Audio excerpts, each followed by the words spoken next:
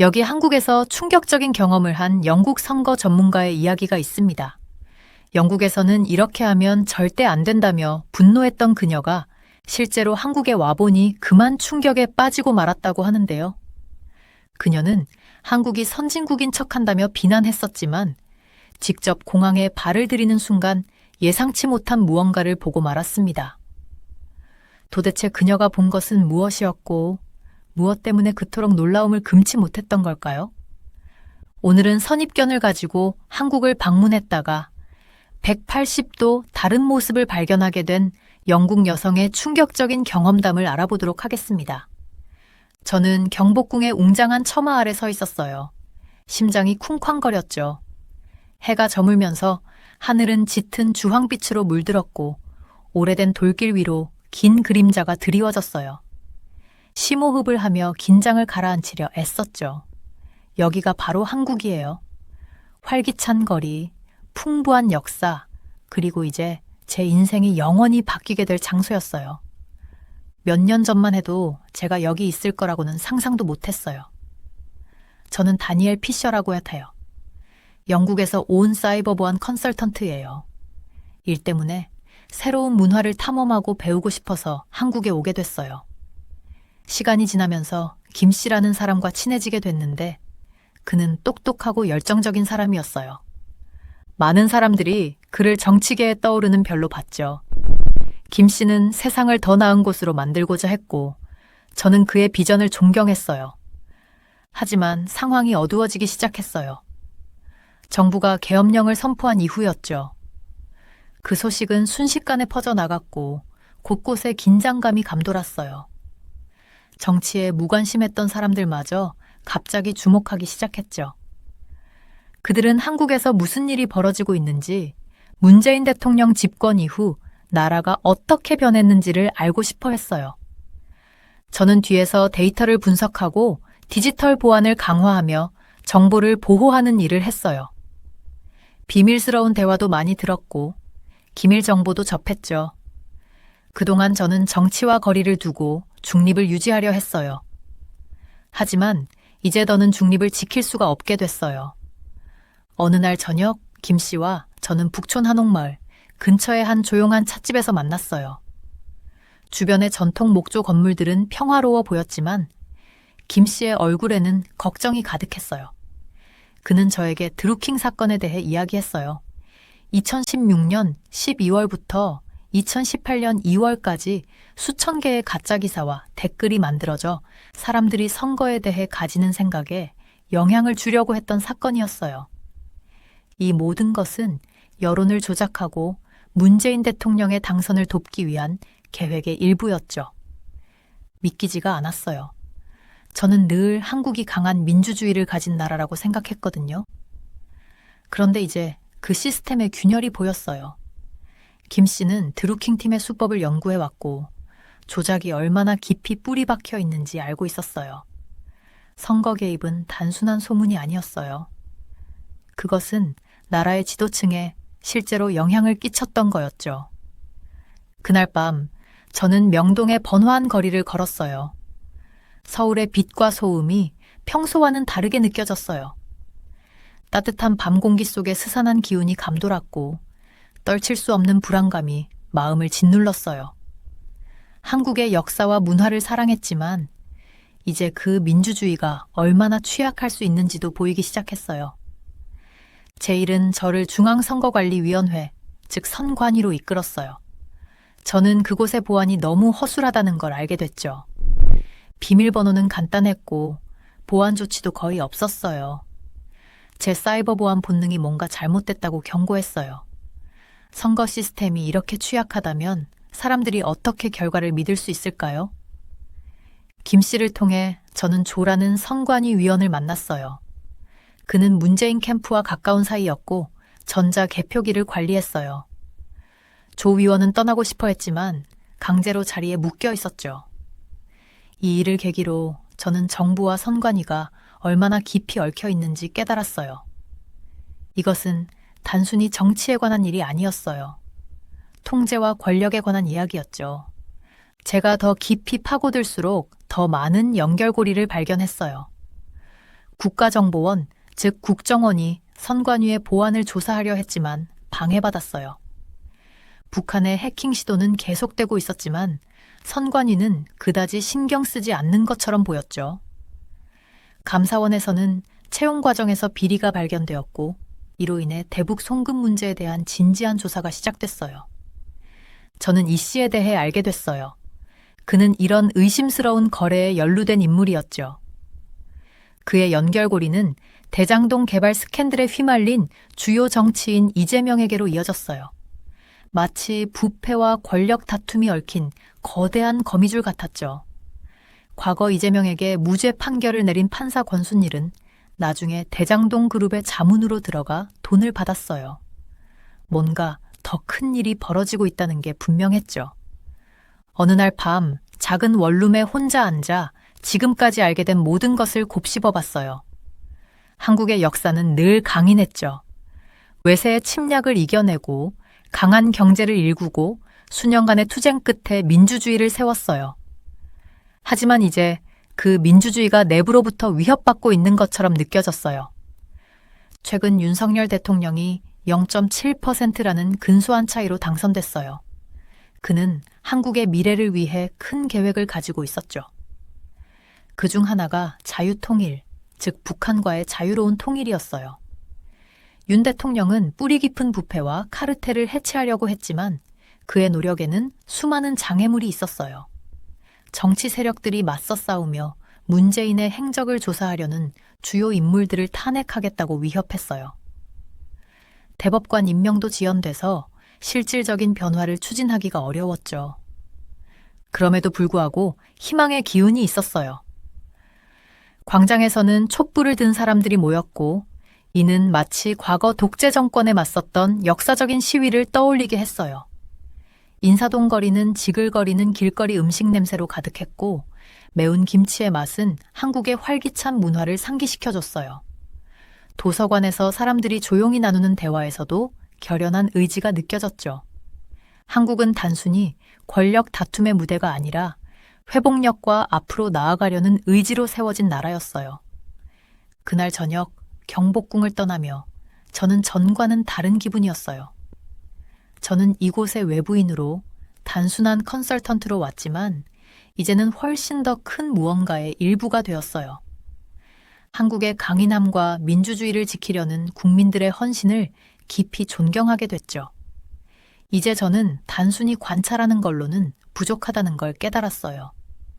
진실을 밝히고 한국이 자유를 지키는 데 기여하고 싶었어요. 궁궐의 문을 지나며 제 마음속엔 새로운 깨달음이 자리 잡았어요. 민주주의는 한지처럼 연약해 보일 수도 있지만 제대로 보살핀다면 강인해질 수 있죠. 한국의 자랑스러운 역사와 불굴의 정신은 저에게 부패와 도전 속에서도 나아갈 길이 항상 있음을 보여줬어요. 저는 한국을 지키고 그 민주주의를 수호하며 이 놀라운 나라에서 배운 교훈을 존중할 준비가 됐어요. 다음 날 아침, 저는 서울의 작은 아파트 커튼 사이로 스며드는 햇살을 받으며 일찍 눈을 떴어요. 어제 있었던 일들이 아직 머릿속을 무겁게 짓누르고 있었죠. 김 씨와 선관위를 둘러싼 스캔들의 진실을 밝히려면 더 깊이 파고들어야 한다는 걸 알고 있었어요. 그런데 어디서부터 시작해야 할지 감이 잡히질 않았어요. 토스트랑 커피로 간단히 아침을 먹고 나서 저는 김 씨를 직접 만나보기로 했어요. 그의 사무실은 강남의 한 높은 빌딩에 있었는데 강남은 바쁜 거리와 현대적인 고층 빌딩들로 유명한 곳이잖아요. 길을 걸으며 빵빵거리는 자동차 경적 소리와 사람들의 대화 소리가 귓가를 가득 채웠어요. 도시가 살아 숨 쉬는 듯한 활기찬 느낌과 함께 그 안에 숨겨진 비밀들이 저를 기다리고 있는 것 같았어요. 김 씨의 사무실에 도착했을 때 그는 지친 미소를 지으며 저를 맞아줬어요. 다니엘, 다시 만나서 반가워요. 여기 앉으세요. 그의 넓은 사무실에 앉았어요. 책과 상패로 빼곡한 벽들이 눈에 띄었고 김 씨는 근심에 찬 표정을 하고 있었어요. 당신이 알아낸 것에 대해 한참 생각해봤어요. 선관위 보안 문제가 심각하더라고요. 만약 이 혐의가 사실이라면 우리나라의 민주적 절차 전체가 흔들릴 수 있어요. 저는 고개를 끄덕이며 대화의 무게를 실감했어요. 더 확실한 증거가 필요해요. 누구도 무시할 수 없는 그런 증거 말이에요. 김 씨는 한숨을 쉬며 말했어요. 우리에게 도움을 줄 수 있는 사람이 있어요. 박민주라고 선관위의 IT 부서에서 일했던 사람이죠. 선관위 시스템과 취약점에 대해 잘 알고 있을 겁니다. 그 사람을 어디서 찾을 수 있을까요? 저는 다음 단계가 궁금해서 바로 물어봤어요. 이태원에 살고 있어요. 그런데 조심하세요. 선관위가 연루되어 있다면 누군가 조사하는 걸 그냥 두고 보진 않을 겁니다. 저는 그를 감사히 여기고 사무실을 나섰어요. 머릿속은 온갖 가능성으로 가득 찼죠. 이태원은 활기찬 동네로, 국제적인 분위기와 화려한 밤문화로 유명하잖아요. 동시에 눈앞에 보이는 곳에서도 비밀이 숨어 있을 만한 곳이었어요. 저는 박민주를 만나기로 한 작은 카페로 갔어요. 나무로 된 가구와 잔잔한 음악이 흐르는 아늑한 카페였죠. 박 씨는 정확한 시간에 도착했어요. 날카로운 눈빛과 조심스러운 태도를 가진 젊은 여성이었어요. 다니엘 피셔 씨죠? 그녀가 흔들림 없는 목소리로 물었어요. 네, 맞아요. 저는 그녀 앞에 앉으며 대답했어요. 그녀는 주변을 둘러보더니 조심스럽게 몸을 앞으로 기울였어요. 선관위 보안 문제를 조사하고 있다고 들었어요. 제가 도움을 줄 수 있을지도 모르겠지만 한 가지 약속해야 해요. 절대 들키면 안 돼요. 저는 신중함이 최우선이라고 그녀를 안심시켰어요. 박 씨는 깊은 숨을 내쉬고 말하기 시작했어요. 선관위 시스템은 원래 안전하게 설계됐어야 했는데 끊임없이 침입이 있었어요. 누군가가 허가 없이 서버에 접근하고 있었죠. 내부 소행이라고 의심하고 있어요. 혹시 증거가 있나요? 저는 가슴이 두근거리며 물었어요. 그녀가 고개를 끄덕였어요. 로그랑 이메일 일부를 가지고 있어요. 거기에 이상한 활동이 기록돼 있어요. 그런데 이걸 대놓고 공유하기엔 위험해요. 오늘 밤 종로의 옛 도서관에서 만나요. 거기서 필요한 정보를 줄게요. 우리는 저녁에 다시 만나기로 약속했어요. 카페를 떠나면서 저는 위험한 길로 발을 들인 것 같다는 생각을 떨칠 수가 없었어요. 하지만 진실을 외면할 수는 없었죠. 그날 밤 도서관은 조용하고 어둡게 빛나고 있었어요. 박 씨는 이미 도착해 있었고 그녀의 얼굴엔 긴장감이 서려 있었어요. 그녀는 USB 드라이브를 제게 건넸어요. 여기에 모든 정보가 들어있어요. 그런데 조심하세요. 이 사실이 알려지면 분명히 당신을 가만두지 않을 거예요. 저는 그녀에게 감사 인사를 하고 서둘러 도서관을 나왔어요. 제 머릿속은 새로 얻은 정보들로 복잡했죠. 아파트로 돌아오자마자 USB를 제 노트북에 꽂았어요. 화면엔 파일과 문서들이 가득 떴어요. 그 안에는 승인되지 않은 접근 시도, 수상한 이메일, 그리고 고위 관료들과의 연루 정황이 담겨 있었어요. 자료를 검토하던 중 한 이름이 계속 눈에 띄었어요. 바로 이재명. 그는 저명한 정치인이었고 그의 이름이 등장한다는 건 이 부패가 생각보다 훨씬 깊다는 걸 뜻했어요. 제가 상상했던 것보다 훨씬 큰 일이었어요. 갑자기 제 전화가 울렸어요. 김 씨에게서 온 문자였죠. 경복궁에서 만나죠. 긴급합니다. 저는 코트를 집어들고 바로 경복궁으로 향했어요. 저녁 공기는 차가웠고 달빛 아래 궁궐의 풍경은 고요했어요. 김 씨는 정문 옆에서 기다리고 있었고 그의 표정은 잔뜩 굳어 있었어요. 서둘러야 해요. 그가 말했어요. 새로운 증거로 부패를 폭로할 수 있어요. 하지만 신중하게 움직여야 합니다. 저는 고개를 끄덕이며 그 상황의 중요성을 느꼈어요. 계획은 뭔가요? 우리를 보호할 수 있고 진실이 드러나도록 도와줄 올바른 사람들에게 이 증거를 넘겨야 해요. 하지만 그들이 우리가 뭘 하고 있는지 알아차리기 전에 빨리 움직여야 합니다. 우리는 다음 단계를 논의했지만 저는 두려움과 결단력이 뒤섞인 감정을 떨칠 수 없었어요. 앞길엔 위험이 도사리고 있었지만 저는 이제 돌아설 수 없었어요. 한국은 제가 동경하던 장소 그 이상이 되었고 이제는 더 강한 민주주의를 찾기 위해 이 나라를 돕겠다는 결심을 하게 됐어요. 그 후 며칠은 미팅, 늦은 밤까지 이어지는 자료 분석, 그리고 끊임없는 긴장의 연속이었어요. 박민주는 없어선 안 될 동료가 되었고 그녀는 복잡한 데이터를 푸는데 큰 도움을 줬어요. 함께 우리는 더 많은 연결고리를 찾아냈고 이제 누구도 무시할 수 없는 강력한 증거를 만들어냈죠. 어느 오후 제가 새로운 문서를 분석하고 있을 때였어요. 문이 쾅 하고 크게 두드려지는 소리가 났어요. 심장이 요동쳤고 저는 문구멍으로 밖을 내다봤어요. 검은 정장을 입은 두 남자가 문 밖에 서 있었어요. 다니엘 피셔 씨? 그들 중 한 명이 물었어요. 저는 그들이 저를 찾아온 이유를 바로 알아챘어요. 깊은 숨을 들이마시고 문을 열었어요. 네, 무슨 일이신가요? 제가 말할 틈도 없이 그들은 단호한 표정으로 집 안으로 들어왔어요. 우리가 얘기 좀 해야겠어요. 저는 침착하려고 애썼어요. 지금까지 배운 것들을 떠올리며 말했죠. 뭐에 대한 얘기죠? 당신이 선관위 조사를 하고 있다면서요. 지금 그만두세요. 저는 단호하게 맞섰어요. 그럴 수 없습니다.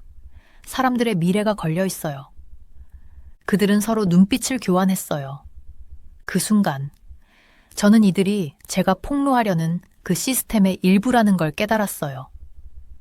이제 저는 제가 왜 싸우고 있는지 확실히 알 수 있었어요. 저는 이길 수 없을지라도 진실을 밝히려는 의지를 꺾을 순 없었어요. 그들이 떠난 후 제 안엔 더 강한 결심이 생겼어요. 싸움은 아직 끝나지 않았고 저는 진실을 밝히기 위해 더욱 집중해야 했죠. 김 씨와 박민주가 함께라면 우리는 반드시 변화를 만들어낼 수 있을 거라고 믿었어요. 책상으로 돌아가 창밖의 도시 불빛을 바라봤어요. 서울은 대조적인 도시였어요. 현대와 전통, 개방성과 은밀함이 공존하는 곳이었죠. 그리고 이 도시는 스스로의 내부 갈등을 비추는 거울 같았어요.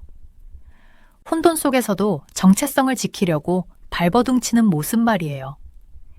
깊은 숨을 내쉬고 증거를 정리하기 시작했어요. 하나하나의 정보가 진실에 한 발 더 가까이 다가가는 발판이 되었죠. 길이 험난했지만 이제 저는 단순한 관찰자가 아니었어요.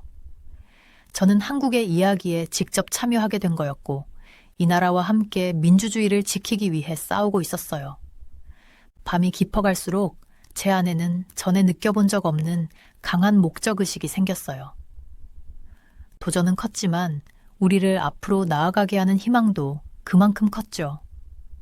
우리는 함께 이 어둠 속에서 길을 찾아내어 진실의 빛을 이 특별한 나라 구석구석에 비출 수 있을 거라고 믿었어요. 창밖에서 들려오는 빗소리에 잠에서 깼어요. 빗방울이 작은 서울 아파트 창문을 부드럽게 두드리고 있었죠.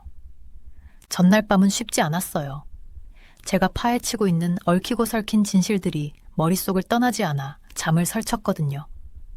오늘은 정말 중요한 날이었어요. 부정과 부패의 깊이를 이해할 열쇠를 쥔 인물일지도 모를 선관위 조 위원과 만나기로 한 날이었으니까요. 간단히 토스트와 커피로 아침을 해결하고 노트북을 챙겨 서울의 북적이는 거리로 나섰어요. 회색 빗줄기 속에서도 도시는 생동감이 넘쳤어요. 사람들은 우산을 손에 들고 바쁘게 지나갔고 그들의 얼굴에는 결의와 피곤함이 뒤섞여 있었죠. 그런 모습을 보며 안쓰러운 마음이 들었어요. 한국은 아름다운 나라였지만 공기 중에 느껴지는 긴장감은 쉽게 떨쳐지지 않았어요. 북촌 한옥마을 근처의 조용한 찻집에 도착했어요. 여기서 김 씨와 처음 만났던 기억이 떠올랐죠. 전통 한옥문이 열리자 아늑한 내부와 함께 은은한 녹차 향이 퍼졌어요. 한쪽 구석에 앉아있는 조를 발견했어요. 그녀는 조심스러우면서도 어딘가 희망적인 표정을 짓고 있었어요. 다니엘 씨, 그녀가 부드럽게 인사하며 제게 자리를 권했어요. 초대해 주셔서 감사합니다, 조 위원님. 제가 알아야 할 것들이 많아요. 제가 앉으며 대답했어요. 그녀는 깊이 숨을 들이쉬며 제 눈을 똑바로 바라보았어요. 선관위는 겉으로 보이는 것보다 훨씬 복잡해요. 보안과 영향력이 여러 겹으로 얽혀 있어서 저희조차 전부 이해하지 못하고 있어요. 노트북을 열어 드루킹 스캔들과 선관위의 허술한 보안 프로토콜에 관한 데이터를 그녀에게 보여줬어요. 이 보안 취약점들 정말 심각해요. 누군가가 선거를 조작하려고 한다면 쉽게 할 수 있을 거예요. 조는 한숨을 쉬며 손으로 머리를 쓸어 넘겼어요. 그게 바로 문제예요. 시스템이 너무 빨리 구축되다 보니 감시와 검토가 제대로 이루어지지 않았어요. 금양통신이 보안을 책임졌어야 했는데 어딘가에서 문제가 생긴 것 같아요. 그녀의 눈에서 두려움이 스쳐 지나가는 걸 느낄 수 있었어요. 혹시 누가 배후에 있는지 두려운가요? 제가 물었어요. 그녀는 잠시 망설이다가 고개를 끄덕였어요. 네, 정말 강력한 사람들이 관여돼 있어요.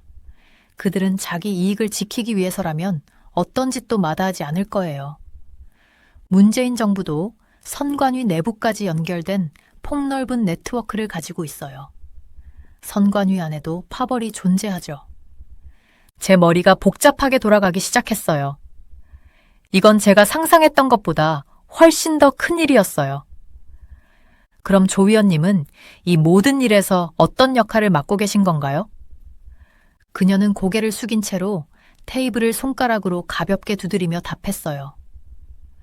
저는 그저 제 일을 하고 있을 뿐이에요. 공정한 선거를 보장하려고 노력하지만 한 걸음 나아갈 때마다 거대한 장벽에 부딪히는 기분이에요. 제가 몸을 앞으로 숙이며 단호하게 말했어요.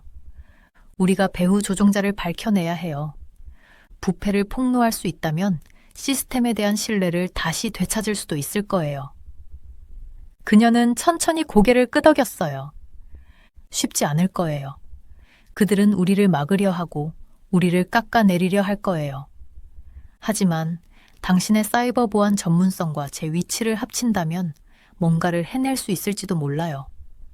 그때 발소리가 찻집 안으로 다가오는 게 들렸어요. 고개를 들어보니 어두운 양복을 입은 한 남자가 찻집으로 들어오고 있었어요. 그의 시선은 우리에게 고정되어 있었죠.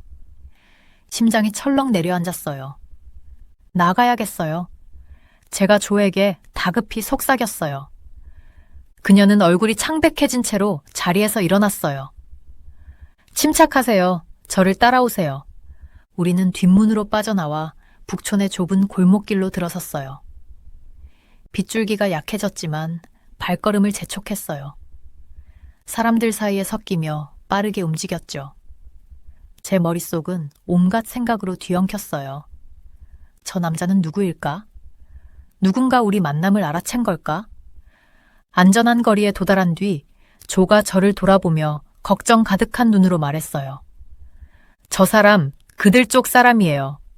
우리가 대화하고 있는 걸 눈치챘어요. 저는 깊게 숨을 들이쉬며 마음을 가라앉히려 노력했어요. 조심해야겠어요. 만약 그들이 우리를 감시하고 있다면 어디서든 눈이 있을 수 있어요. 그녀는 고개를 끄덕이며 말했어요. 제가 믿을 수 있는 사람들이 있어요. 추가 증거를 모아야 하지만 철저히 움직여야 해요. 그날 저녁 우리는 각자 다른 방향으로 헤어졌어요. 하지만 저에겐 깊은 불안감이 남아 있었어요. 제가 한 발짝씩 더 깊은 위험 속으로 들어가고 있는 느낌이었어요. 늘 활기차고 따뜻하게 느껴지던 서울의 거리들이 이젠 숨겨진 위협이 도사리고 있는 미로처럼 느껴졌죠. 아파트로 돌아와 조가 공유해준 정보를 검토했어요. 선관위, 사법부, 그리고 고위 정치인들 사이에 연결된 관계들은 너무나 복잡하고 깊게 뿌리 박혀 있었어요.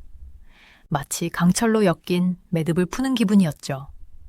하지만 포기할 수는 없었어요.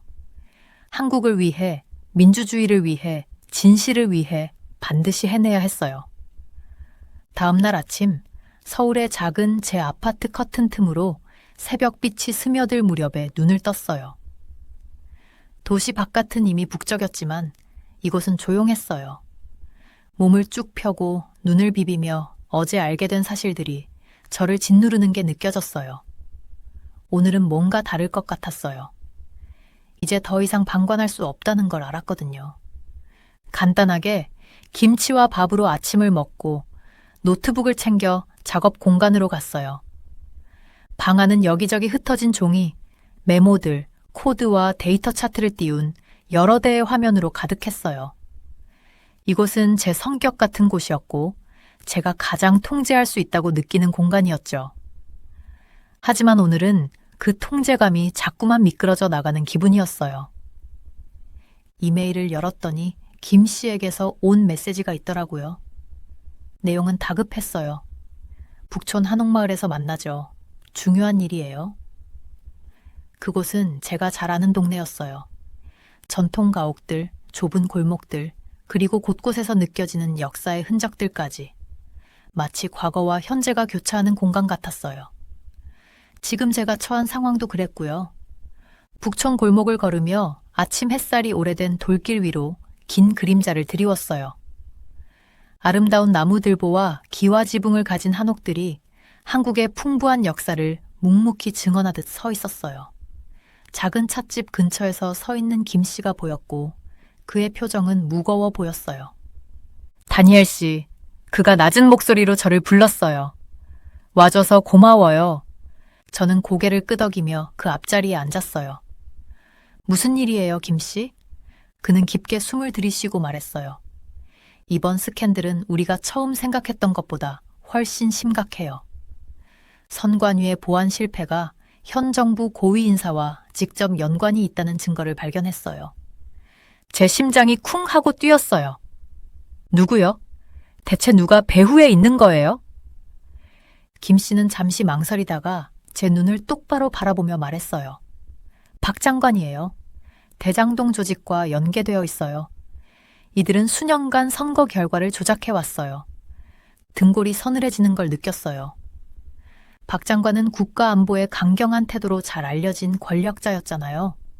이게 사실이라면 정부의 뿌리 자체를 흔들 수 있는 일이었어요. 어떻게 이걸 증명하죠? 제가 두려움과 결심이 뒤섞인 채로 물었어요. 김 씨는 USB 드라이브 하나를 건넸어요. 여기 암호화된 파일이 들어있어요. 박 장관의 신뢰받는 측근 중 한 명에게서 겨우 얻어낸 거예요.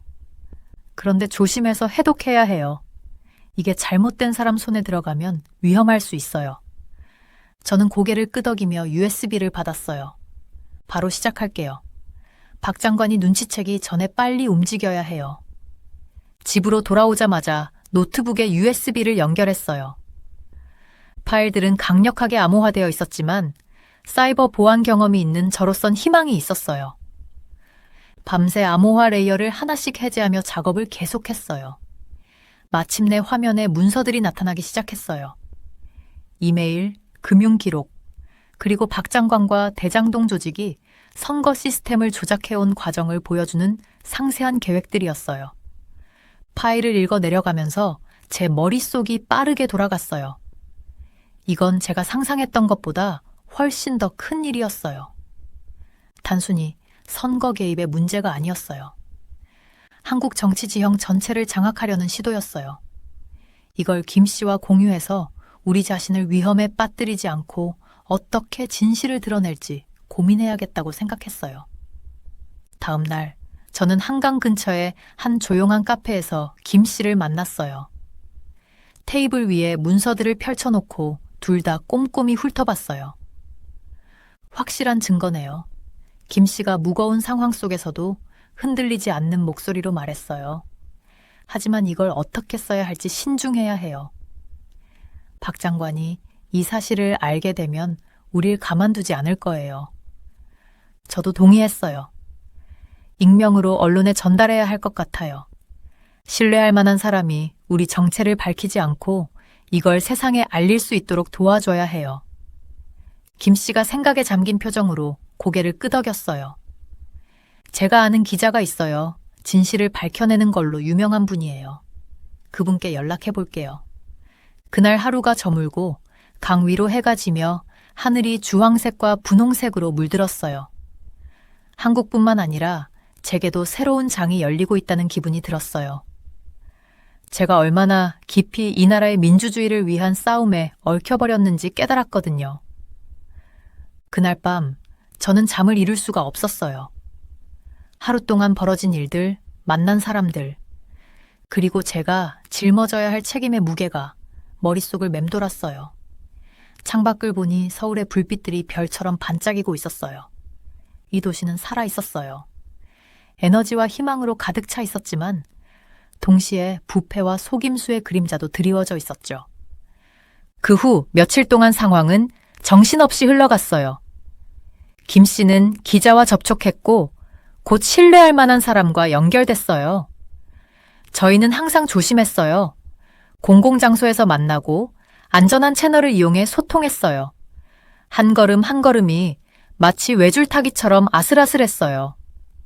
진실을 드러내야 하는 절박함과 정체가 드러날 위험 사이에서 줄다리기를 하는 느낌이었어요. 어느 날 오후 데이터를 분석하던 중 김 씨에게서 메시지가 왔어요. 그들이 알아챘어요. 빨리 움직여야 해요. 가슴이 철렁했어요. 뭐라고요?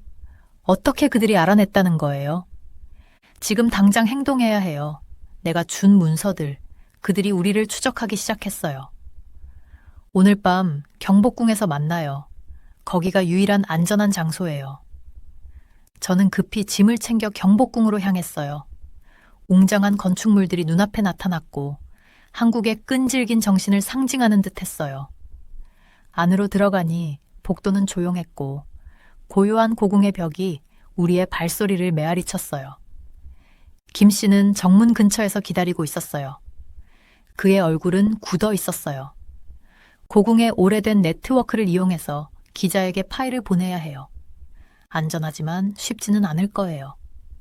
숨겨진 통로와 비밀 공간을 지나며 궁의 역사가 우리를 안내하는 듯 했어요. 마침내 오래된 사무실 공간에 도착했어요. 낡은 컴퓨터들이 보안 네트워크에 연결돼 있었죠. 저는 재빨리 장비를 세팅하고 연결이 안전한지 확인했어요. 파일을 업로드하는 동안 제 머릿속은 앞으로 어떤 일이 벌어질지 상상으로 가득했어요. 한국 민주주의의 미래가 이 순간에 달려 있었어요. 두려움과 희망이 교차했죠. 업로드가 끝나고 나니 마지막 할 일이 남았어요. 우리의 흔적을 지우는 거였죠.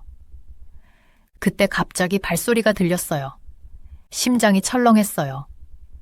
숨으세요.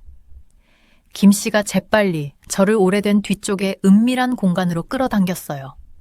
저희는 숨을 죽인 채 2명의 관리자가 지나가는 걸 지켜봤어요. 그들은 보안 프로토콜에 대해 이야기하고 있었어요. 그들이 지나간 뒤 저희는 안도의 한숨을 내쉬었어요. 해냈네요. 김 씨가 조용히 말했어요.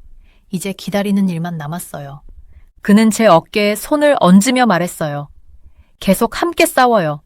이제 당신도 이 싸움의 일부예요. 저희는 활기찬 도시를 걸었어요. 강물에 비치는 불빛들을 보며 저는 소속감을 느꼈어요. 한국은 단지 제가 일하던 곳 이상의 의미가 되었어요. 이제는 제가 지켜야 할 집이 되었죠. 앞으로 어떤 도전이 닥칠지 알 수는 없지만 저는 그 모든 것을 맞이할 준비가 되어 있었어요. 별이 빛나는 밤하늘 아래 저는 끈기의 진정한 의미를 깨달았어요. 한국의 이야기는 여전히 쓰여지고 있었고 제가 그 일부라는 것이 영광스러웠어요. 저희는 함께 민주주의의 빛이 밝게 빛나도록 노력할 거예요. 이 나라를 더 나은 미래로 이끌기 위해서요. 다음 날 아침 저는 김 씨를 만났어요. 그는 마치 멘토처럼 저를 한국 정치의 복잡한 흐름으로 이끌어주던 사람이었죠. 그런데 그날 그의 태도는 달랐어요. 훨씬 진지하고 훨씬 신중해 보였어요. 다니엘, 우리 얘기 좀 합시다. 그는 저에게 앉으라고 손짓하며 말했어요. 당신이 뭔가 큰 걸 가지고 있다는 소문을 들었습니다. 저는 고개를 끄덕이며 USB 드라이브를 보여줬어요. 조 위원이 주셨습니다. 선거 조작과 선관위 보안 허점에 대한 증거들이 들어 있습니다. 김 씨는 드라이브를 받아들고 빠르게 내용을 훑어보더라고요. 이건 폭발적이군요. 우리가 이걸 공개하면 강력한 인물들을 무너뜨릴 수 있을 겁니다. 그런데 당신 정말 준비됐습니까? 저는 그의 시선을 똑바로 마주보며 말했어요. 뭔가를 해야 합니다. 사람들은 진실을 알 자격이 있습니다. 그는 한숨을 쉬었어요. 그의 얼굴에서 책임감의 무게가 느껴졌어요. 좋습니다. 하지만 신중히 계획해야 해요. 서두르다가 우리 둘 다 위험에 빠질 수 있습니다. 우리는 몇 시간을 들여 전략을 세웠어요. 우리가 폭로하려는 사람들의 덫에 걸리지 않으면서 정보를 공개할 수 있는 최선의 방법을 고민했죠. 이건 투명성과 안전 사이에서 균형을 맞춰야 하는 섬세한 일이었어요. 하루가 다시 저물어갈 무렵, 저는 한국에 온 이후 제 삶이 얼마나 많이 변했는지 떠올리지 않을 수 없었어요. 단순히 컨설팅 일을 하러 왔던 제가 이제는 민주주의를 지키기 위한 싸움의 한복판에 서 있었으니까요. 활기찬 거리들, 풍부한 문화, 그리고 강인한 사람들, 이 모든 게 이제 제가 상상조차 하지 못했던 거대한 이야기의 일부가 되었어요. 창밖을 바라보니 도시의 불빛들이 별처럼 반짝이고 있었어요. 한국은 정말 대조의 나라였어요. 아름다움과 부패, 희망과 절망이 얽혀 있었죠. 그리고 저는 이 모든 중심에 놓인 외국인으로서 제가 존경하게 된 이 나라의 민주주의를 지키기 위해 뭔가 해야 한다는 다짐을 하게 됐어요. 다가올 도전을 준비하며 저는 다시금 사명감이 북받쳐 올랐어요. 길은 위험으로 가득 차 있었지만 진실은 반드시 밝혀져야 했어요. 한국을 위해, 이곳 사람들을 위해, 그리고 이 나라 민주주의의 미래를 위해서요. 저는 싸울 준비가 됐어요. 저는 이 도시에서 아름다움을 찾을 수 있을 거라고는 생각도 못했어요. 그런데 여기에 있네요. 자카르타가 바다와 싸우는 모습에 매료된 채 서 있었어요. 손은 관측 데크의 차가운 금속 난간을 꽉 잡고 있었고 바닷바람에 입술에 소금기가 묻었어요. 아래를 내려다보니 인도네시아의 수도인 자카르타가 살아 숨 쉬듯 보이고 있었어요. 좁은 골목, 현대적인 건물들, 그리고 오래된 전통들이 한데 섞여 있는 모습은 마치 캔버스에 물감이 섞이는 것처럼 보였죠. 제 이름은 엠마 싱클레어이고 환경정책 전문가예요. 쉽게 말하면 도시들이 환경 문제를 해결할 수 있도록 돕는 일을 하고 있죠. 하지만 자카르타의 문제는 단순한 환경 문제에 그치지 않았어요. 이 도시는 말 그대로 땅속으로 가라앉고 있었고 제 일은 이 도시를 구하는 일이었어요. 저는 스마트폰을 꺼내 자카르타 해안을 사진으로 찍었어요. 제 데이터 수집이 점점 늘어나고 있었죠. 그 수치는 충격적이었어요. 매년 자카르타 아래 땅은 약 13cm씩 가라앉고 있었어요. 그건 보통 연필 길이 정도죠. 그렇게 생각하면 별거 아닌 것처럼 들리겠지만 상상해 보세요. 매년 그만큼 도시 전체가 가라앉고 있다고요. 어떤 지역은 이미 땅이 너무 많이 가라앉아서 아이들이 뛰어놀던 동네에 바닷물이 들어오고 있었어요. 아침 햇살이 유리로 된 고층 빌딩에 반사되어 반짝였어요. 하지만 그 아름다운 건물들이 문제의 일부였죠. 자카르타는 너무 빠르게 성장했고 발전을 너무 갈망했어요. 수백만 명의 사람들과 수천 개의 건물들이 물을 필요로 했고 그들은 지하에서 그 물을 빼냈어요. 지하수를 빼내면서 그 위의 땅은 점점 무너져 내렸죠. 마치 거대한 스폰지가 물기를 짜내는 것처럼요. 저는 시계를 확인했어요. 또 다른 회의 시간이 다가오고 있었죠. 자카르타에 온 지 2주밖에 되지 않았지만 제 일정은 벌써 빽빽했어요. 인도네시아 정부는 전 세계의 전문가들을 불러 모아 그들이 바라는 구원책을 만들려고 했어요. 바로 33km에 걸쳐 해안선을 따라 이어지는 거대한 방파제였죠. 그 길이는 300개가 넘는 축구장을 잇는 것보다 길어요. 다음 회의를 향해 걸어가면서 자카르타의 유명한 전통시장을 지나쳤어요. 열대 과일과 향신료들이 가득한 공기가 코를 자극했죠. 달콤한 망고, 매운 생강, 향긋한 레몬그라스 냄새가 섞였어요. 상인들은 인도네시아어로 가격을 외쳤고 오토바이들은 좁은 길을 가로지르며 지나갔어요. 이곳이 바로 진짜 자카르타였어요. 수백만 명이 집처럼 부르는 도시였고 그곳은 이제 위험에 처해 있었어요. 회의실에 들어가자 새로운 동료들이 있었어요. 한국에서 온 엔지니어들, 네덜란드에서 온 물 전문가들, 그리고 인도네시아 현지의 과학자들. 그런데 그 중에서 한 사람이 특히 눈에 띄었어요. 박재현 씨라는 이미 한국에서 세계 최대 규모의 방파제를 만들었던 뛰어난 엔지니어였어요. 그가 이 프로젝트에 대해 이야기할 때 그의 눈은 희망으로 반짝였어요. 그는 단순히 숫자와 계산만 본 게 아니었어요. 그는 자카르타의 미래에 대한 희망을 보고 있었어요. 그날 저녁 호텔방에서 노트를 정리하면서 저는 창밖의 석양을 보았어요. 하늘은 오렌지와 핑크색으로 물들었고 아래에는 도시의 불빛들이 반짝였어요. 멀리서 이슬람 사원의 기도 소리가 들려왔죠. 자카르타는 구세대와 신세대, 부유함과 가난함, 전통과 발전이 뒤섞인 도시였어요. 그런데 지금 이 도시는 가장 큰 도전에 직면해 있었어요. 자바해의 수위 상승이 그 도전이었죠. 저는 노트북을 열고 첫 프로젝트 보고서를 작성하기 시작했어요.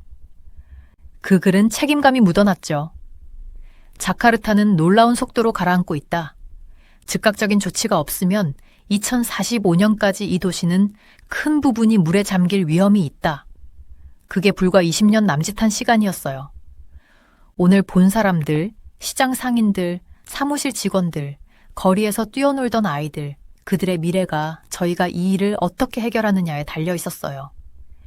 그날 밤 잠자리에 들면서 에어컨의 부드러운 소리가 멀리서 들려오는 파도 소리를 가리지 못했어요. 그 파도 소리는 마치 시계처럼 시간을 세고 있었죠.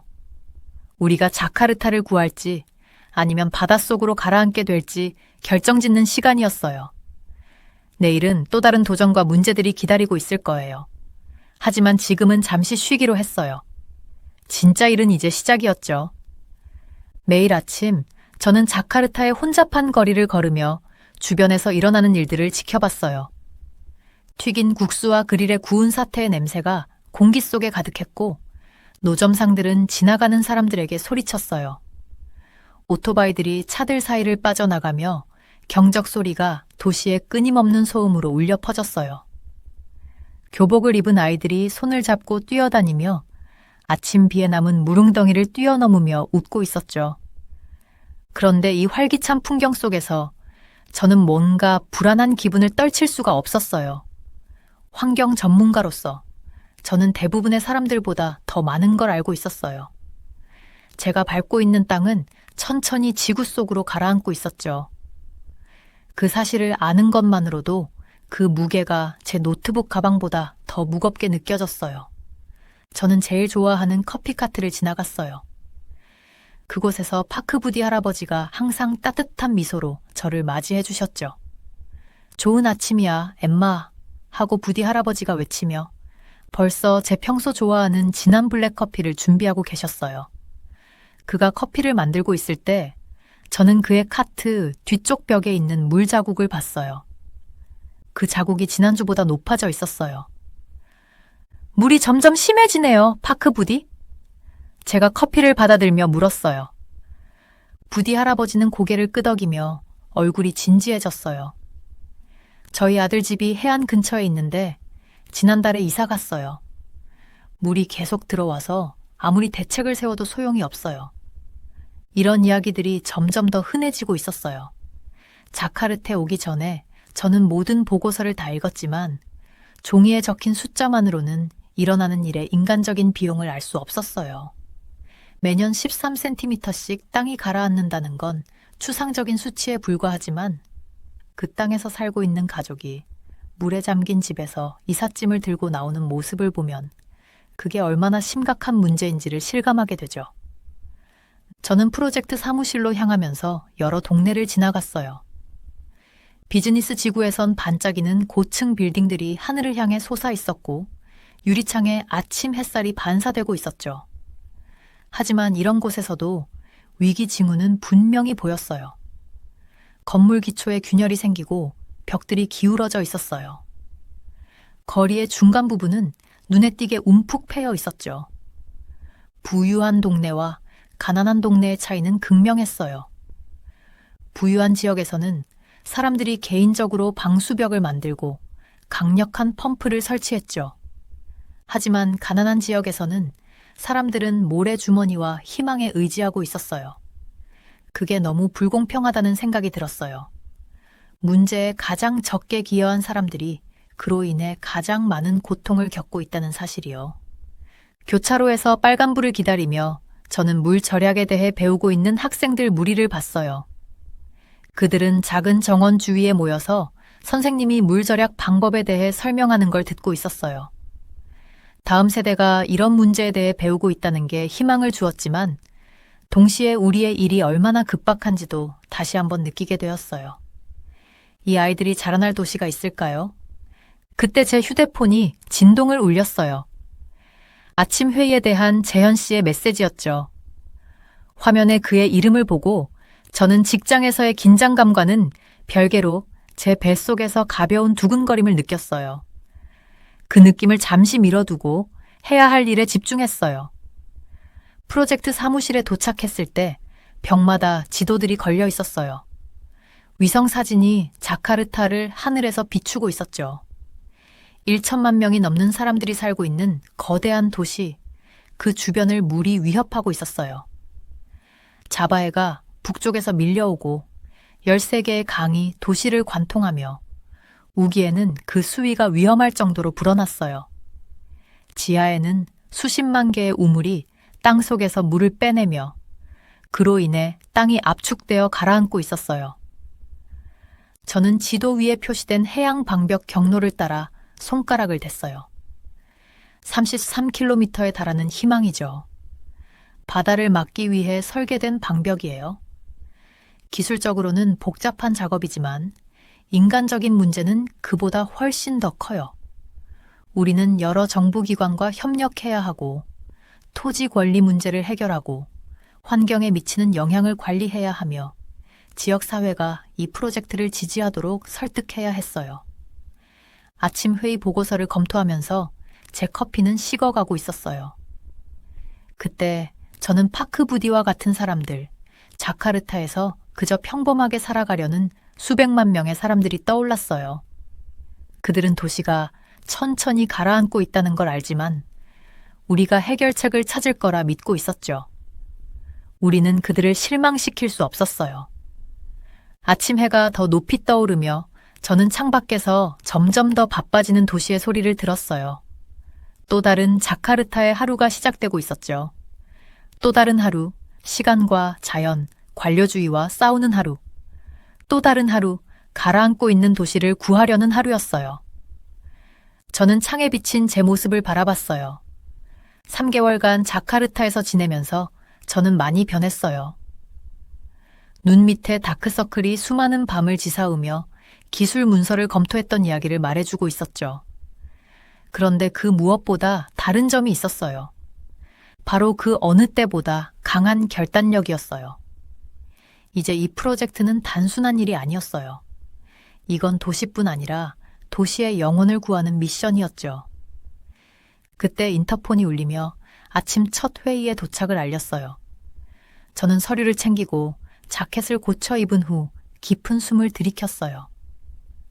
이제 일을 시작할 시간이에요. 정부 관계자의 보고를 들으면서 제 다리가 회의 테이블 아래에서 저절로 떠는 걸 멈출 수 없었어요. 그의 목소리는 무겁고 진지했어요. 우리가 두려워하던 그 소식이었죠. 기후과학자들이 자카르타 역사상 최악의 홍수가 올해 말까지 발생할 거라고 예측했다고 했어요. 제 배가 꽉 조여오는 느낌이었어요. 만약 우리가 빨리 행동하지 않으면 수천 명이 집을 잃게 될 거였죠.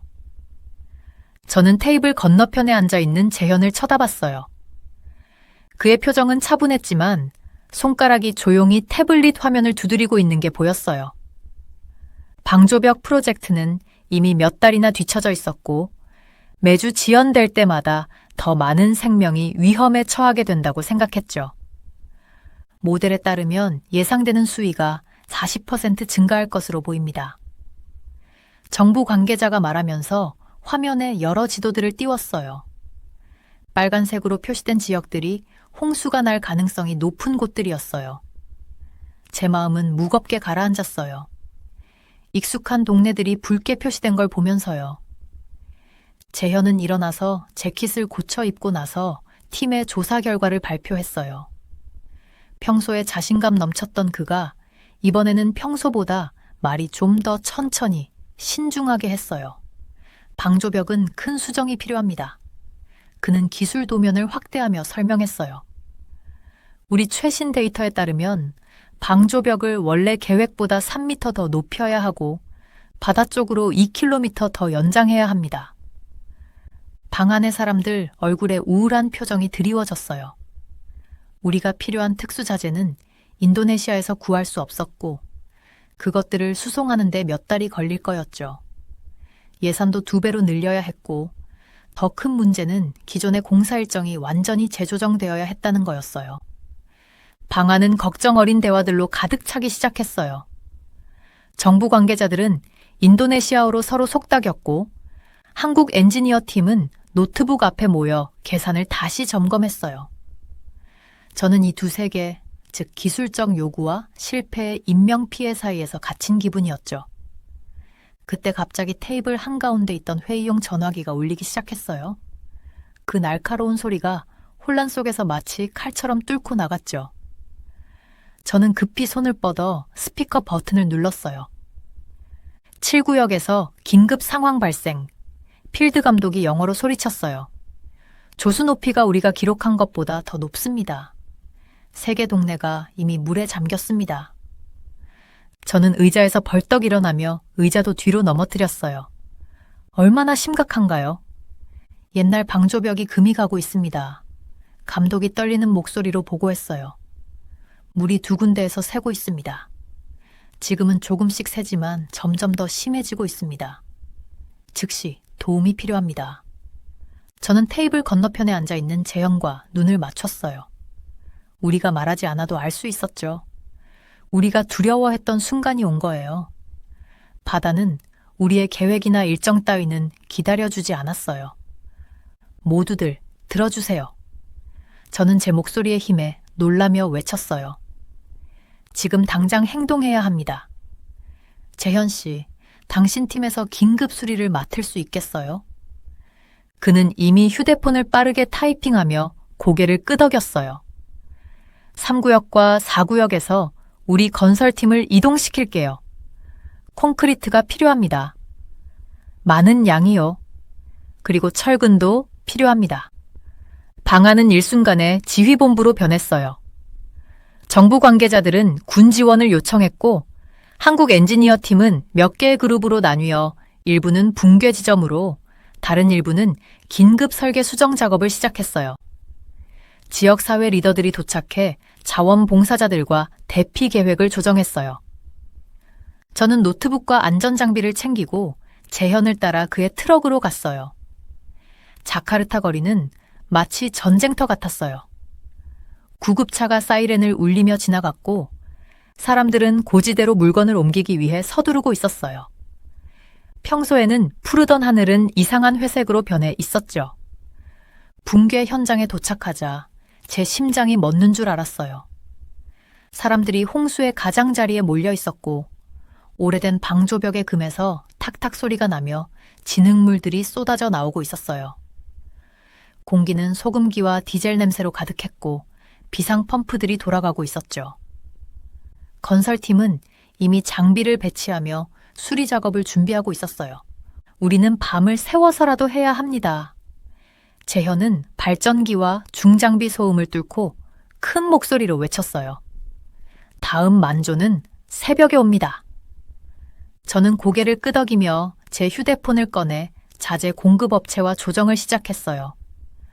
우리는 재앙을 막기 위해 12시간이 주어진 상황이었어요.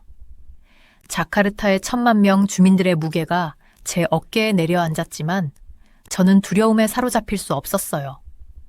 이것이 바로 우리가 훈련받았던 순간이었죠. 해가 지고 작업 현장은 거대한 조명에 밝혀졌어요. 콘크리트 트럭들이 끊임없이 도착했고 용접공들이 불꽃을 튕기며 어둠 속으로 날려보냈어요. 지역 주민들은 모래주머니를 전하기 위해 인간 사슬을 만들었어요. 그 광경은 놀라웠어요. 서로 다른 나라, 배경을 가진 사람들이 함께 모여 시간과 조수에 맞서 싸우는 모습이었죠. 저는 재현 옆에 계속 있으면서 그가 내린 지시를 지역팀에 전달하고 측정을 확인하며 수위도 모니터링했어요. 몇 분마다 시계를 확인하면서 새벽까지 남은 시간을 세었어요. 자카르타의 운명이 걸려 있었고 우리는 그것을 구할 유일한 사람들이었어요. 자카르타가 이렇게 어둡고 조용한 적은 처음 봤어요. 평소에 떠들썩한 오토바이 소리와 거리의 상인들 소리가 사라지고 그 대신 파도가 콘크리트에 부딪히는 소리만이 어둠 속에 울려 퍼지고 있었어요. 자정, 재현이랑 해변 밑에 서 있으니 얼굴에 바닷물이 뿌려지는 게 느껴졌어요. 몇 시간 동안 벽을 따라 걸으면서 긴급 복구 상황을 점검하고 다시 점검하느라 내 신발은 물에 젖어 있었죠. 수압이 굉장히 강해요. 재현이 손전등을 콘크리트 표면에 비추며 말했어요.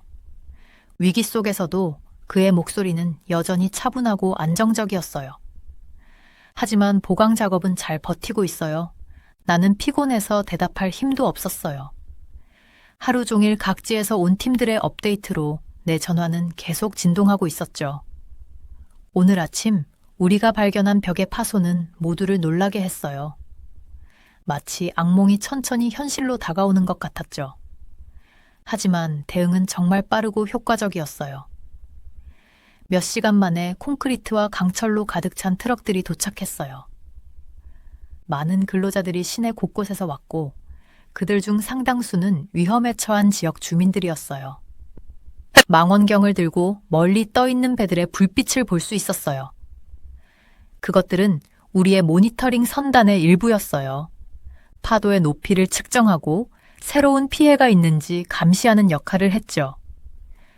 바다는 계속해서 상승 중이었고 우리는 그 최고조에 도달하기까지 4시간이 더 남았어요.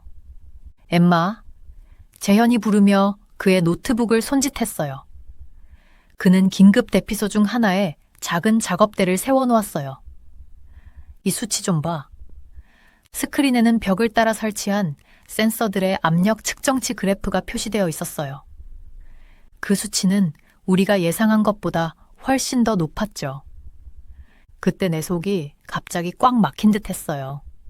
바다가 우리의 방어선을 예상보다 훨씬 더 강한 힘으로 밀어붙이고 있다는 걸 깨달았거든요. 여기랑 여기 추가 보강이 필요해요.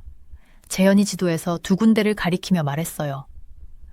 그는 무정의를 들고 한국어로 엔지니어 팀에게 빠르게 명령을 내리기 시작했어요.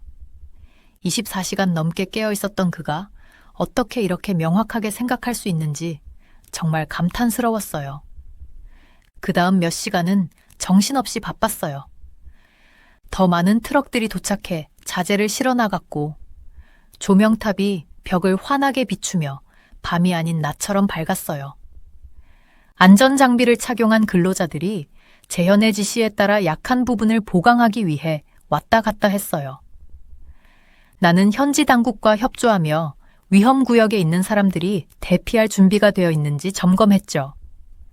새벽 3시쯤 비가 내리기 시작했어요.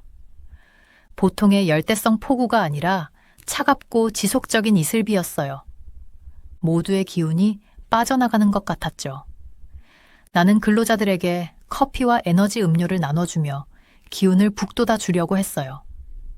그들 중 몇몇은 위험 지역에 가족이 있었고 사실상 자기 집을 지키기 위해 싸우고 있었죠. 2시간 후면 만조야.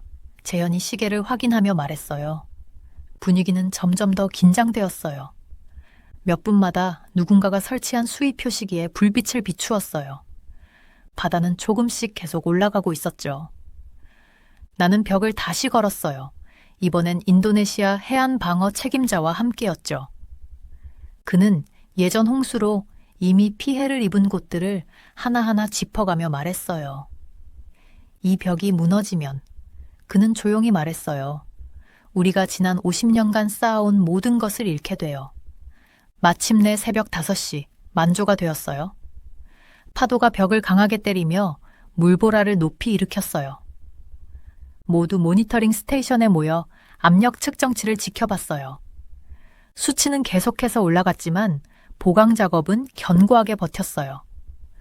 첫 번째 새벽 빛이 수평선 위로 떠오르면서 나는 파도가 서서히 물러가는 모습을 볼 수 있었어요. 벽은 지금까지의 가장 큰 시험을 통과한 거였죠. 주위에서 근로자들이 환호하며 서로를 안아주기 시작했어요. 재현도 작은 미소를 지었어요. 하지만 우리는 모두 알았어요. 이건 단지 시작에 불과하다는 걸. 보수된 벽은 당장에는 버틸 수 있겠지만 더 큰 해벽 프로젝트를 빨리 완성해야 했어요. 기후변화는 우리가 따라잡기를 기다려주지 않았거든요. 나는 도시를 바라보며 해가 떠오를 때 그곳에서 일어난 일을 떠올렸어요. 수백만 명의 사람들이 집에서 안전하게 일어나고 있었죠. 그들이 얼마나 큰 위기에서 벗어난 건지, 또 그들을 지키기 위해 얼마나 많은 사람들이 힘을 쏟았는지 아마 그들은 모를 거예요. 당신의 도시는 정말 행운이에요. 나는 인도네시아 해안방어 책임자에게 말했어요. 그는 고개를 저으며 대답했죠. 아니요, 우리는 당신과 재현 같은 친구들이 있어서 행운이에요. 그가 말했어요. 이게 바로 우리가 함께 일할 때 일어나는 일입니다. 이게 우리 미래를 지키는 방법이에요. 주위에 피곤하지만 자랑스러운 얼굴들을 보며 나는 그가 맞다고 생각했어요. 우리는 함께 바다를 마주하고 이겼어요. 적어도 지금은요. 앞으로도 많은 도전이 있겠지만 우리는 공동의 위협에 맞서 뭉쳤을 때 무엇을 할 수 있는지를 보여줬죠. 저는 제 사무실 창문에서 거대한 방파제의 또 다른 구간이 아침 햇살 속에서 형성되는 모습을 지켜봤어요. 우리가 거의 도시의 일부를 잃을 뻔했던 그 무서운 밤으로부터 벌써 6개월이 지났어요. 지금 방파제는 자카르타 해안을 따라 거대한 방패처럼 펼쳐져 있고 그 콘크리트 표면은 금빛 햇살을 받아 반짝였어요. 건설팀은 아래에서 꾸준히 작업을 이어갔고 그들의 노란 헬멧은 거대한 구조물 주위를 바쁘게 오가는 벌처럼 움직였어요. 커피 마실래요? 재현 씨의 목소리에 저는 뒤를 돌아봤어요. 그는 사무실 문 앞에 서서 김이 모락모락 나는 커피 2잔을 들고 있었어요. 지친 얼굴에 살짝 미소를 띠고 있었죠. 요즘 우리는 둘 다 긴 시간 일하고 있지만 그 피로 속에서도 뭔가 기대되는 마음이 있어요. 프로젝트가 생각보다 더 잘 진행되고 있었거든요. 고마워요.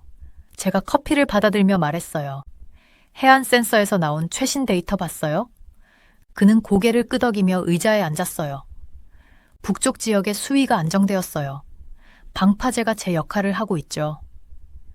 처음 제가 자카르타에 왔을 때 그 지역들이 어떻게 보였는지 기억해요. 거리들이 운하처럼 변하고 집들은 버려졌고 매번 밀려오는 높은 파도에 희망은 사라져가고 있었죠. 그런데 지금 그 지역들은 다시 살아나고 있어요.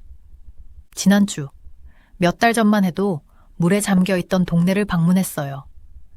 아이들은 몇 년 만에 처음으로 물에 잠기지 않은 거리를 뛰어놀고 있었어요. 상인들은 돌아와서 건물 외벽을 새로 칠하고 있었죠. 변화는 단지 인프라에서만 일어난 게 아니었어요. 사람들의 눈빛에서도 변화를 느낄 수 있었어요. 가장 놀라운 변화는 항구 근처의 어촌에서 일어났어요. 우리가 그 방파제 구간을 처음 만들었을 때 지역 어민들은 이게 자신들의 사업에 악영향을 미칠까 걱정했어요. 그런데 우리는 그들과 협력해서 배가 지나갈 수 있도록 특별한 게이트를 설계했어요. 이 방파제는 이제 지역 주민들과 함께하는 방식으로 공학이 어떻게 발전할 수 있는지를 보여주는 상징이 되었어요. 사리 아주머니의 와룽 기억나요? 제가 재현 씨에게 물었어요. 그 작은 식당은 매년 우기 때마다 물에 잠기곤 했죠. 어제 거기서 점심을 먹었어요. 이제 물 걱정 없이 바깥에 테이블을 추가하셨더라고요. 그는 미소 지으며 말했어요. 거기 음식도 점점 더 맛있어지고 있네요. 그때 우리 두 사람의 핸드폰이 동시에 울렸어요. 모니터링 시스템에서 또 다른 업데이트가 온 거죠. 요즘은 좋은 소식이 자연스러워졌어요. 지면 센서는 몇십 년 만에 처음으로 일부 지역이 더 이상 침하하지 않는다고 표시했어요. 새로운 수자원 관리 시스템이 제대로 작동하고 있었고, 자카르타가 그동안 의존해왔던 지하수 우물의 의존도를 서서히 줄여주고 있었어요. 창밖으로 보이는 건설 중인 새 공원들을 보며 저는 다시 한번 기분이 좋았어요. 이전에 방파제와 모래주머니가 있던 자리는 이제 푸른 공간과 산책로로 바뀌었죠. 가족들은 해안가를 따라 산책하며 사진을 찍고 있었어요. 그곳은 이제 자카르타의 회복력을 상징하는 관광 명소가 되었어요. 오후 햇살이 방파제 표면을 비추며 재현 씨가 그 힘든 첫 주들 동안 했던 말이 떠올랐어요. 방파제는 단순한 콘크리트와 강철이 아니에요. 그것은 미래에 대한 약속이에요.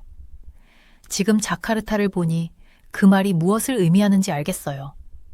우리는 단지 벽을 만든 게 아니라 도시에게 미래를 되돌려준 거였어요. 그날 늦은 오후, 저는 우리 커뮤니티 센터 중 하나를 방문했어요. 그곳에서 학생들이 기후변화와 공학에 대해 배우고 있었죠. 제 발표 중에 한 소녀가 손을 들며 말했어요. 엠마 선생님, 저 크면 다른 도시들을 위해 이런 벽을 만들고 싶어요. 어떻게 만드는 건지 가르쳐 주실 수 있나요? 제 마음이 따뜻해졌어요. 이것이 진짜 승리였어요. 자카르타를 오늘 구한 것만이 아니라 내일 이 도시를 지킬 세대에게 영감을 주었다는 사실이었죠. 이 도시는 이제 단순히 살아남는 게 아니라 사람들이 포기하지 않으면 어떤 일이 일어날 수 있는지 세상에 보여주고 있었어요. 저녁이 되어 새로 건설된 해안 산책로를 따라 걷던 중 저는 자카르타 주민들이 도시의 변화를 즐기는 모습을 봤어요. 길거리에서 전통 간식을 파는 상인들, 전통 음악을 연주하는 음악가들, 홍수 걱정 없이 저녁 산책을 즐기는 가족들이었죠. 공기는 활기찬 삶의 소리로 가득했어요. 아이들의 웃음소리, 상인들의 외침, 음악소리.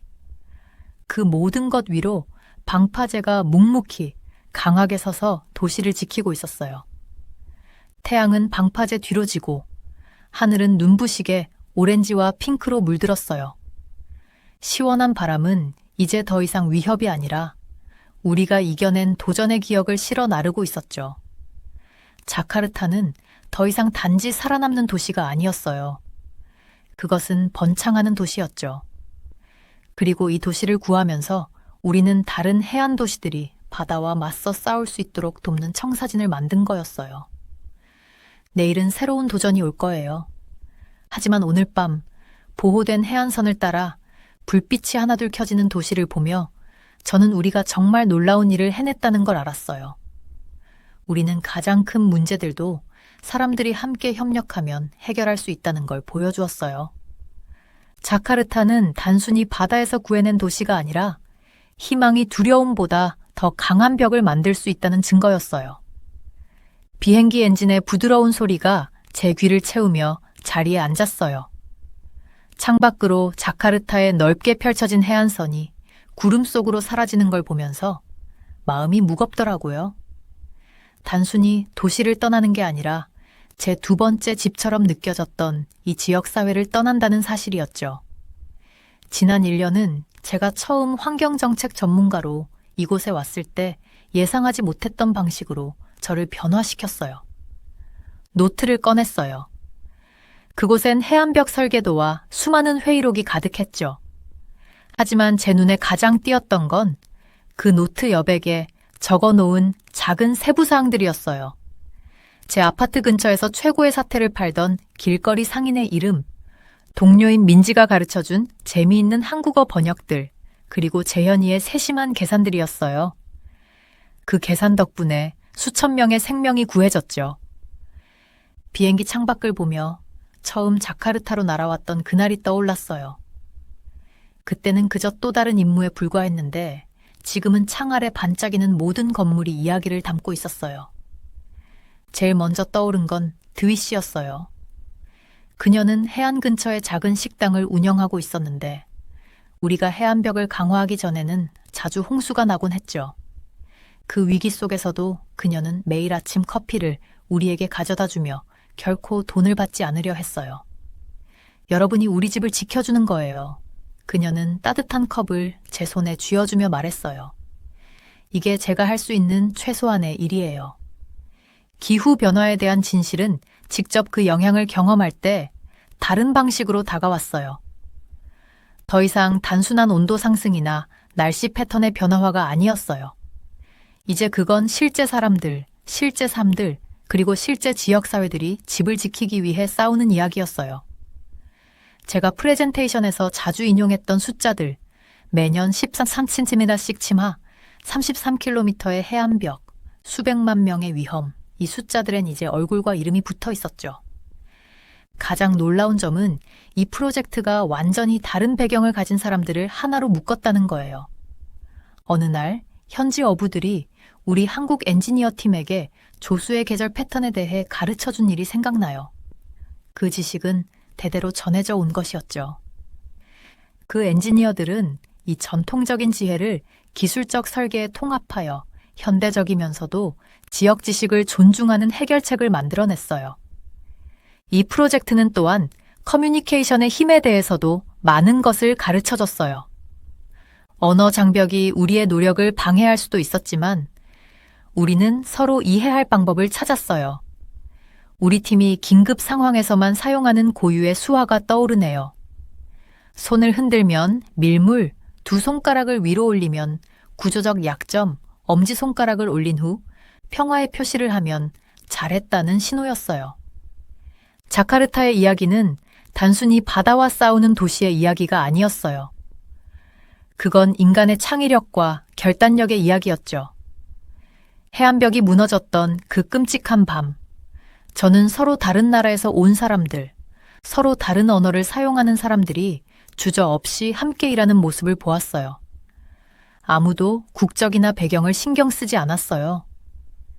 우리는 공통된 목적 하나로 뭉쳐 있었죠. 해안벽 프로젝트의 성공은 기후변화 앞에서 우리가 패배를 받아들일 필요가 없다는 걸 보여줬어요. 맞아요. 도전은 엄청나게 크고 일부 예측은 두려운 면이 있어요.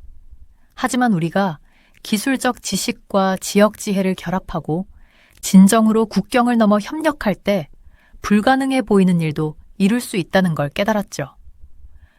저는 노트북을 열고 런던에 있는 팀에게 이메일을 쓰기 시작했어요. 그들에게 이 이야기를 전해야 했어요. 해안벽을 어떻게 강화했는지에 대한 기술적인 내용만이 아니라 그 뒤에 숨겨진 인간적인 이야기를 말이죠. 수백만 명이 살고 있는 도시가 어떻게 바다에 굴복하지 않았는지, 그리고 국제협력이 단지 정책 문서에 나오는 멋진 문구가 아니라 실제로 사람들의 삶을 바꿀 수 있는 힘임을 알려야 했어요. 비행기가 고도를 올리면서 저는 미래에 대해 생각했어요. 자카르타의 전투는 끝나지 않았어요. 이 도시는 여전히 바다를 막는 방어선을 지속적으로 모니터링하고 유지해야 했죠. 하지만 이제 그들은 싸울 기회를 얻었어요. 더 중요한 건 다른 해안 도시들이 따를 수 있는 모델을 만들었다는 거예요. 저의 환경정책 분야에서의 일은 더 이상 예전 같지 않을 거예요. 이제부터 제가 쓸 모든 보고서에는 자카르타에서 배운 교훈이 담길 거예요. 기후변화 적응은 단지 인프라의 문제만이 아니라 사람들이 함께 일하는 문제라는 것. 해결책은 예상치 못한 곳에서 나올 수도 있다는 것. 그리고 희망은 단순한 감정이 아니라 두려움을 행동으로 바꿀 수 있는 강력한 도구라는 것을요.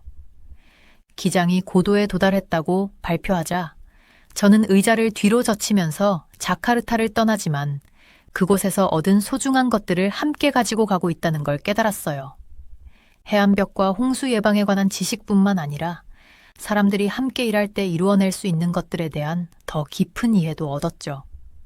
침몰해가는 도시를 구하려 했던 노력 속에서 우리는 스스로에 대해 깊은 깨달음을 얻었어요. 그것은 바로 혁신과 협력, 그리고 불가능해 보이는 난관 앞에서도 인내하고 극복할 수 있는 우리 인간의 능력이었죠. 비행기가 인천국제공항에 착륙하면서 제 심장은 기대감으로 빠르게 뛰고 있었어요. 창밖으로 보이는 서울의 스카이라인은 현대적인 건물들과 전통적인 궁궐들이 어우러져 있었고, 그 모습은 이 나라가 얼마나 독특하게 발전해 왔는지를 보여주는 것 같았어요. 저는 영국에서 온 정치 역사학자로서 한국의 민주주의 발전 과정을 연구하고 기록하기 위해 이곳에 왔어요. 공항을 빠져나와 택시를 타면서 저는 제 멘토였던 김대중 대통령님과의 추억을 떠올렸어요. 그분은 제게 한국의 민주주의 정신에 대해 많은 것을 가르쳐 주셨고, 그분의 용기와 지혜는 제가 이 분야를 연구하게 된 큰 동기가 되었죠. 이제 저는 그분의 나라에서 중요한 정치적 변화의 순간을 목격하게 될 거예요. 택시는 강남을 지나 도심으로 향했어요. 거리는 활기가 넘쳤고 사람들은 바쁘게 움직이고 있었죠. LED 스크린들은 최신 뉴스를 보여주고 있었고, 그 중에는 다가올 대통령 탄핵 절차에 대한 소식도 있었어요. 이 도시의 에너지는 마치 살아있는 생명체 같았어요. 밝은 넌사인들과 전통시장의 따뜻한 불빛이 어우러져 독특한 분위기를 만들어내고 있었죠. 호텔에 도착해서 짐을 풀면서 저는 창밖으로 보이는 남산타워를 바라보았어요. 해가 저물어가는 하늘을 배경으로 그 모습이 정말 아름다웠죠. 이곳에서 보낼 시간 동안 무슨 일이 일어날지, 어떤 이야기들을 듣게 될지 궁금했어요. 한국의 민주주의는 중요한 전환점을 맞이하고 있었고, 저는 그 순간을 직접 목격하게 될 거였어요. 저녁이 되자 저는 근처 시장을 걸어보기로 했어요. 분주한 거리에서는 음식 냄새가 가득했고 상인들의 활기찬 목소리가 들렸죠. 한 작은 포장마차에서 저는 따뜻한 어묵 국물을 마시며 주변 사람들의 대화에 귀를 기울였어요. 그들은 앞으로 있을 탄핵 절차에 대해 이야기하고 있었고, 그 목소리에서 걱정과 희망이 동시에 느껴졌어요.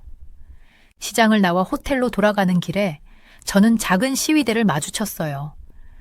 그들은 촛불을 들고 평화롭게 행진하고 있었죠. 그 모습에서 한국 민주주의의 힘이 느껴졌어요. 이것은 단순한 정치적 운동이 아니라 사람들의 마음에서 우러나오는 진정한 변화를 향한 열망이었어요. 호텔 방으로 돌아와 노트북을 열고 첫날의 인상을 기록하면서 저는 이번 여정이 단순한 학술적 연구 이상이 될 것임을 직감했어요.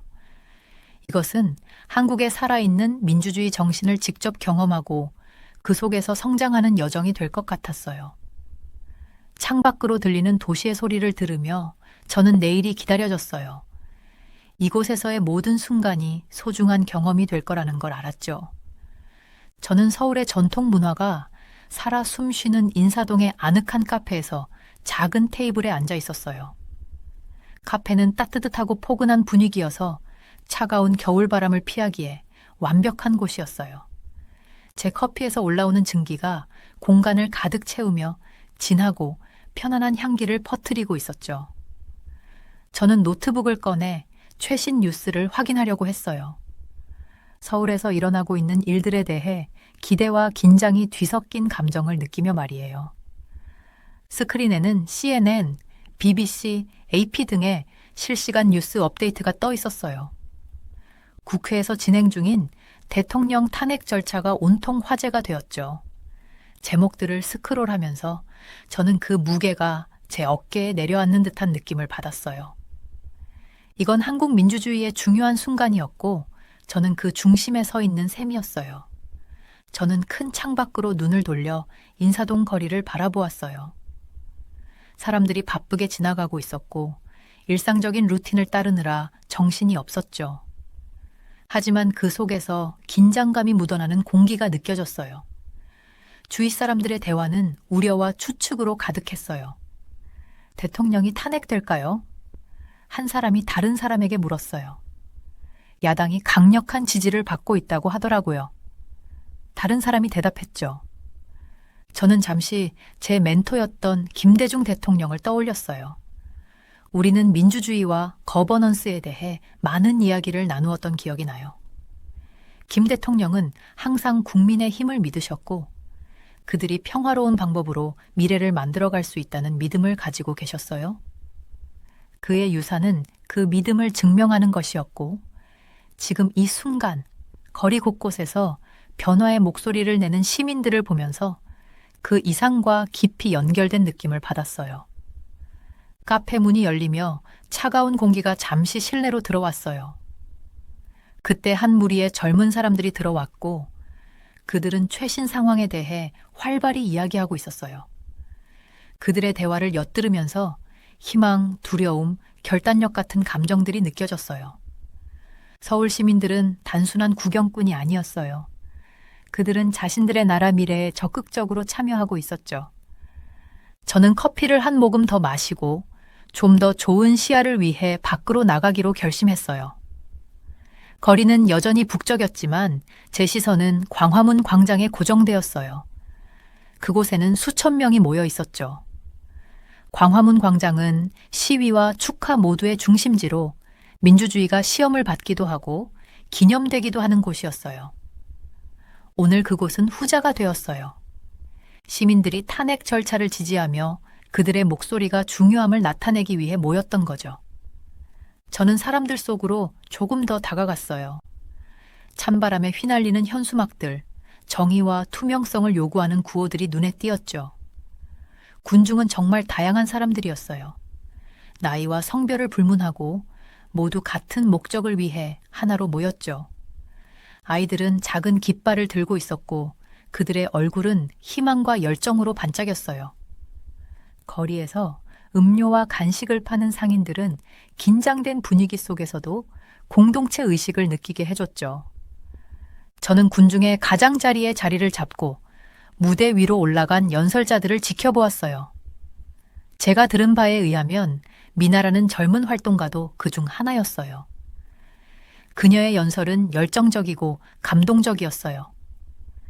그녀는 책임감의 중요성과 지도자들이 국민을 충실히 섬겨야 한다는 필요성에 대해 이야기했죠. 그녀의 에너지는 감염되었고 군중은 환호와 박수로 응답했어요. 그녀의 말을 들으며 김대중 대통령과 함께했던 시간들이 떠올랐어요. 저희도 많은 도전과 불확실성을 겪었었죠. 하지만 그 모든 상황 속에서도 한국 국민의 정신은 흔들리지 않았어요. 오늘 그 정신이 군중 속에서 그대로 드러나는 걸 보니 제가 정치 역사학자가 되기로 한 이유를 다시 한번 확실히 느낄 수 있었어요. 민주주의의 회복력과 그 힘을 이해하고 싶었던 거죠. 해가 지기 시작하면서 도시에는 황금빛이 드리워졌어요. 건물들의 불빛이 반짝이기 시작하고 광장의 분위기는 희망에서 전율로 변했어요. 사람들이 촛불을 들기 시작했죠. 촛불의 부드러운 불빛은 점점 커지는 연대감을 더해주었어요. 음악은 전통 한국 음악과 현대적인 비트가 섞여서 축제이면서도 결연한 분위기를 만들어갔어요. 그때 어깨를 가볍게 두드리는 손길이 느껴졌고 돌아보니 미나가 제 옆에 서 있었어요. 쇼를 즐기고 계세요? 미나는 미소를 지으며 물었어요. 그녀의 존재는 따뜻하고 진심이 담겨 있었고 그가 대표하는 운동의 본질을 그대로 드러내는 모습이었죠. 정말 놀라워요. 제가 대답했어요. 여기 에너지가 대단해요. 미나는 고개를 끄덕이며 군중을 바라보았어요. 우린 많이 왔지만 아직 할 일이 많아요. 모든 목소리가 중요해요. 우리는 잠시 함께 침묵 속에서 더 많은 사람들이 모여드는 모습을 지켜봤어요. 그 순간의 공동체 의식은 강력하게 느껴졌어요. 그건 한국 민주주의 가치의 강함을 증명하는 것이었어요. 이건 단순히 정치의 문제가 아니었어요. 사람들, 그들의 희망, 그리고 더 나은 미래를 만들려는 그들의 결단이었죠. 밤이 깊어지면서 군중의 흥분은 점점 더 커졌어요. 불꽃놀이가 하늘을 수놓기 시작했고 그 밝은 색깔들이 아래에 있는 활기찬 정신을 반영했어요.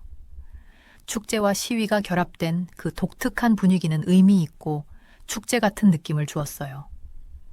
민주주의가 실천되는 강력한 장면이었고 사람들이 함께 서 있을 때 변화가 가능하다는 중요한 메시지를 전달했죠. 저는 이 모든 일이 펼쳐지는 것을 보면서 경이로움을 느꼈어요. 이런 역사적인 순간에 이 자리에 있을 수 있다는 건 잊지 못할 특권이었어요.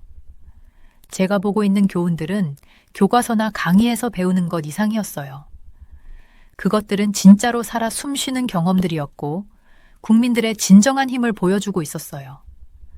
밤하늘은 불빛과 소리로 가득 차 있었고 그건 한국 민주주의 정신이 여전히 살아있음을 생생하게 보여주었어요. 저는 이 경험이 제 민주주의에 대한 이해를 깊이 있게 변화시킬 거라는 걸 확신했어요.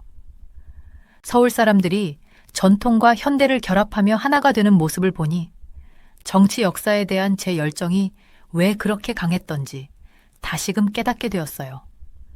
그것은 지도자와 정책을 넘어서 사람들의 집단적인 의지와 그들의 불굴의 정신, 그리고 더 나은 미래에 대한 변함없는 믿음에 관한 것이었어요. 저는 그날 밤 카페를 떠나며 축제의 소리가 여전히 제 귀에 맴도는 걸 느꼈어요. 이제 저는 새로운 각오를 품고 있었어요. 한국은 더 이상 지도상의 한 지점이 아니었어요. 그것은 민주주의가 가진 잠재력을 생생하게 보여주는 살아있는 예였어요. 그리고 저는 그 이야기를 세상에 전하기 위해 여기 있는 거였어요. 저는 국회의사당으로 걸어가면서 제 심장이 빠르게 뛰는 걸 느꼈어요. 하늘은 어두워지고 서울의 도시 불빛들이 저를 둘러싸고 있었죠. 건물 안에서는 정치인들이 올해 가장 중요한 투표, 현 대통령의 탄핵을 준비하고 있었어요. 이렇게 긴장감 넘치는 순간은 처음 봤어요. 저마다의 발걸음이 이 순간이 한국 정치에서 얼마나 중요한지 더욱 실감하게 만들었어요. 저는 앞자리에 앉아서 연설자들이 자리에 앉는 모습을 지켜봤어요. 방 안은 긴장으로 가득 차 있었어요. 공기가 무겁고 마치 전기가 흐르는 것 같았죠. 사람들의 속삭이는 소리와 종이 넘기는 소리가 희미하게 들리며 모두가 절차가 시작되기를 기다리고 있었어요. 그 순간 저는 김 대통령을 보좌하던 시절이 떠올랐어요. 그때는 정말 힘든 시기였지만 한국 민주주의의 진정한 힘을 느낄 수 있었던 순간들이었어요.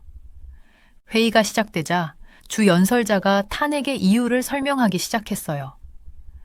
그의 목소리는 차분했지만 저는 그가 긴장하고 있다는 걸 느낄 수 있었죠.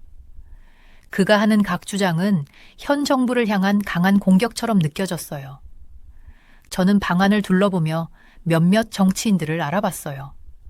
어떤 사람은 단호한 표정을 짓고 또 어떤 사람은 불확실한 표정이었어요.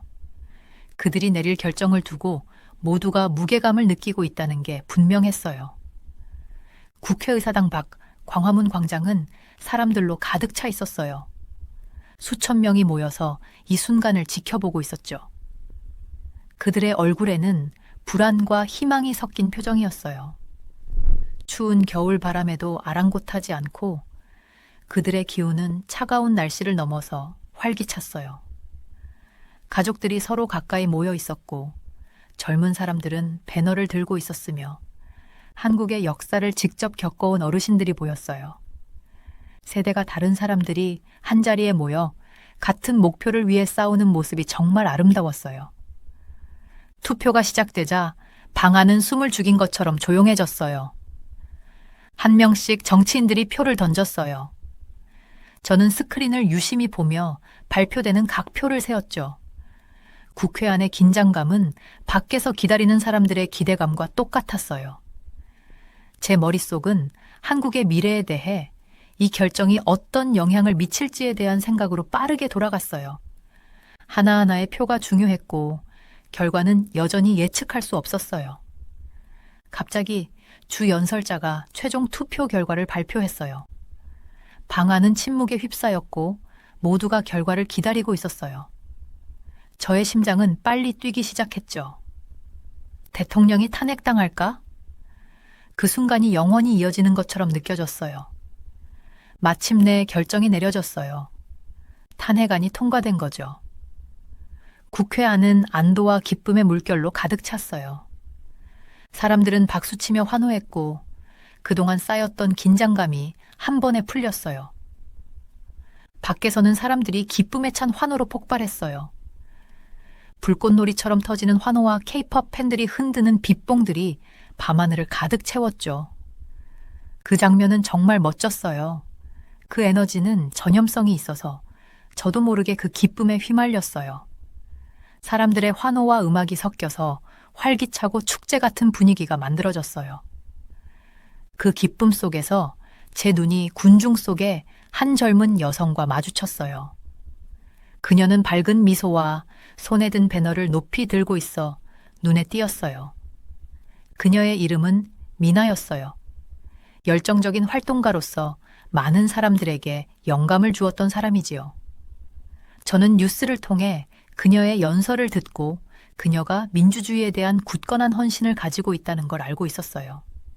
이렇게 역사적인 순간에 그녀를 보게 되니 정말 감동적이었어요. 미나의 존재는 이 사건에 개인적인 의미를 더해 주었어요. 그녀는 단지 군중 속의 한 얼굴이 아니었어요. 그녀는 사람들의 정신을 대표하는 존재였죠. 그녀의 열정은 제가 정치학자가 되기로 결심한 이유를 다시 떠올리게 했어요. 과거를 공부하는 것만이 아니라 미래를 만들어가는 사람들을 이해하는 것이 중요하다는 걸 느꼈죠. 그녀가 다른 사람들과 소통하며 평화롭게 기쁨을 나누자고 하는 모습을 보니 민주주의의 진정한 의미를 다시 깨닫게 되었어요. 밤이 깊어가면서 사람들은 계속해서 축하의 춤을 추었어요. 그들의 움직임은 기쁨과 안도감을 고스란히 보여주었죠. 군중 속에 단합된 기운은 뚜렷하게 느껴졌어요. 낯선 사람들이 서로 포옹하고 가족들은 함께 웃으며 모두가 성취감을 공유하는 듯 했어요. 그 장면은 정말 아름다웠어요. 집단의 힘과 나라의 정신이 얼마나 강한지 보여주는 순간이었죠. 하지만 기쁨 속에서도 저는 앞으로 닥칠 도전들을 생각하지 않을 수 없었어요. 탄핵은 한국의 새로운 장이 시작되는 첫걸음에 불과했어요. 나라를 재건해야 하고 정책을 바꿔야 하며 사람들의 희망을 이뤄줘야 할 일이 많았죠. 그럼에도 불구하고 사람들의 회복력과 긍정적인 에너지를 보며 저는 희망을 느꼈어요. 한국은 여러 번의 시련을 겪었지만 그때마다 더 강해지고 단결했어요. 밤하늘이 더 어두워질수록 광화문 광장의 불빛은 더욱 밝게 빛났어요. 전통적인 한국 등불과 현대적인 LED 불빛이 어우러져 마법 같은 분위기를 만들어냈죠. 그 장면은 한국을 완벽하게 비유하는 듯 했어요. 자기 역사에 대한 존중을 바탕으로 미래를 향해 열린 마음으로 나아가는 나라였죠. 그 장면을 보면서 저는 이 나라의 사람들에 대한 깊은 존경과 감사를 느꼈어요. 그때 미나가 저에게 다가와 군중을 함께 바라보며 웃었어요.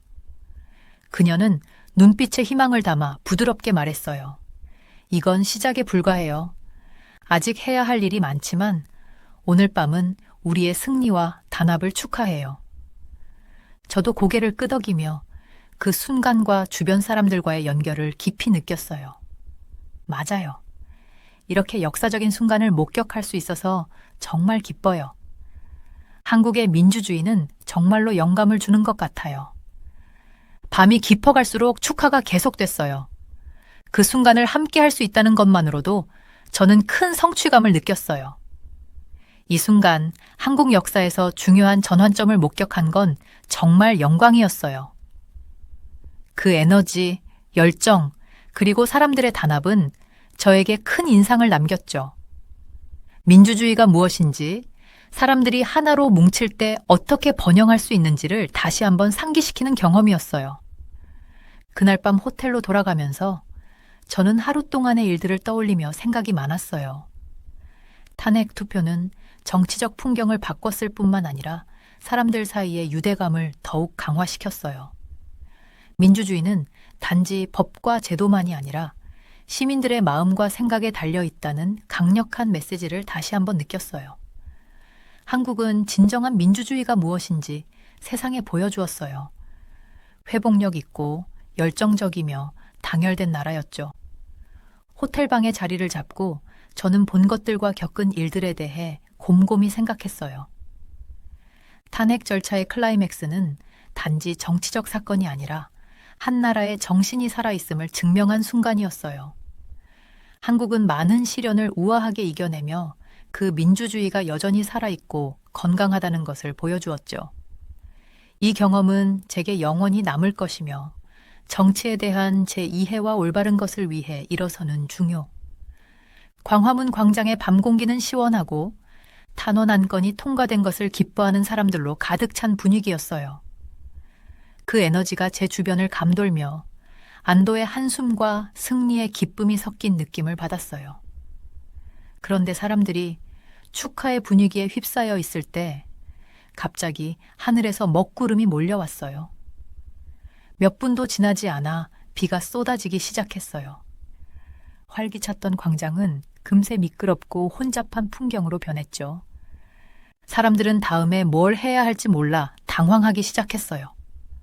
환호성은 걱정의 외침으로 바뀌었고 우산을 펼치고 코트를 꼭 움켜쥐는 사람들도 있었죠. 그때 제가 전에 봤던 젊은 활동가 미나가 임시 무대에 올라서 있는 모습이 보였어요. 그녀의 눈빛은 반짝였고 그녀의 목소리는 비를 뚫고 쩌렁쩌렁 울려 퍼졌어요. 비에 주저앉지 마세요. 그녀는 외쳤어요. 그 말이 비를 뚫고 사람들의 귀에 들렸어요. 미나는 근처에 있던 스피커를 잡고 다시 말을 이어갔어요. 우리는 지금까지 함께 왔어요. 기운을 잃지 말고 계속 힘내요. 그 말에 사람들은 조금씩 진정되기 시작했어요. 미나의 격려를 듣고 있는 사람들의 표정에서 희망이 엿보였어요. 그 모습에서 그녀의 리더십에 대한 존경이 느껴졌어요. 비가 쏟아지는 가운, 대서도 흔들리지 않으려는 그녀의 결단력에 감동을 받았어요.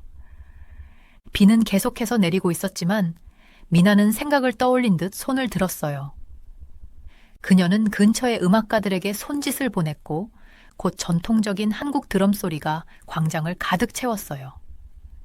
리듬이 빗소리와 완벽하게 어우러지며 광장에 울려 퍼졌어요.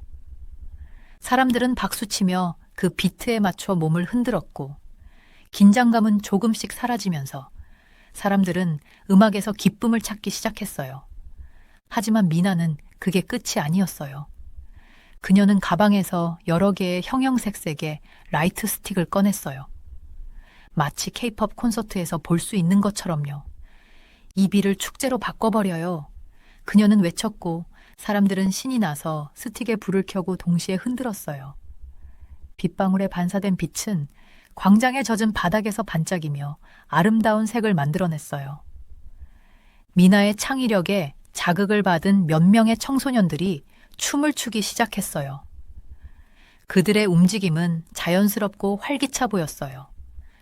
조금씩 더 많은 사람들이 합류했고 광장은 임시 댄스 플로어처럼 변했어요. 전통적인 드럼 소리와 현대적인 비트가 섞여 독특하고도 기운이 넘치는 분위기를 만들어냈어요. 사람들은 나이와 상관없이 춤을 추고 웃으면서 비를 아랑곳하지 않았어요. 그 장면을 보면서 저도 미소를 지을 수밖에 없었어요. 그 변화는 정말 놀라웠어요. 저녁이 아쉬운 끝을 맺을 뻔했지만 이제 그곳은 단합과 회복력의 축제로 변했어요. 미나는 광장 사람들 사이를 돌아다니며 모두가 함께 참여해 자신을 표현할 수 있도록 격려했어요. 그녀의 열정은 전염성이 있었고 어느새 망설이던 사람들도 마음을 열고 그 순간을 즐기기 시작했어요. 저도 그 축제에 끌려서 사람들과 함께 춤을 추기 시작했어요. 한때 우리의 축제를 위협했던 비는 이제 오히려 축제에 에너지를 더해주고 있는 것처럼 느껴졌어요.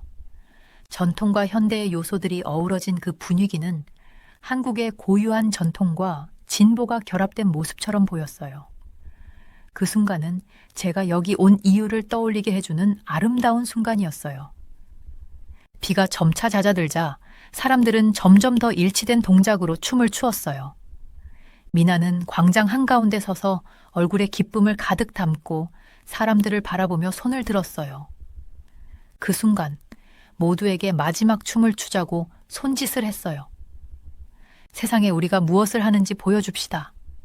한국의 민주주의가 무엇인지 그녀는 외쳤어요.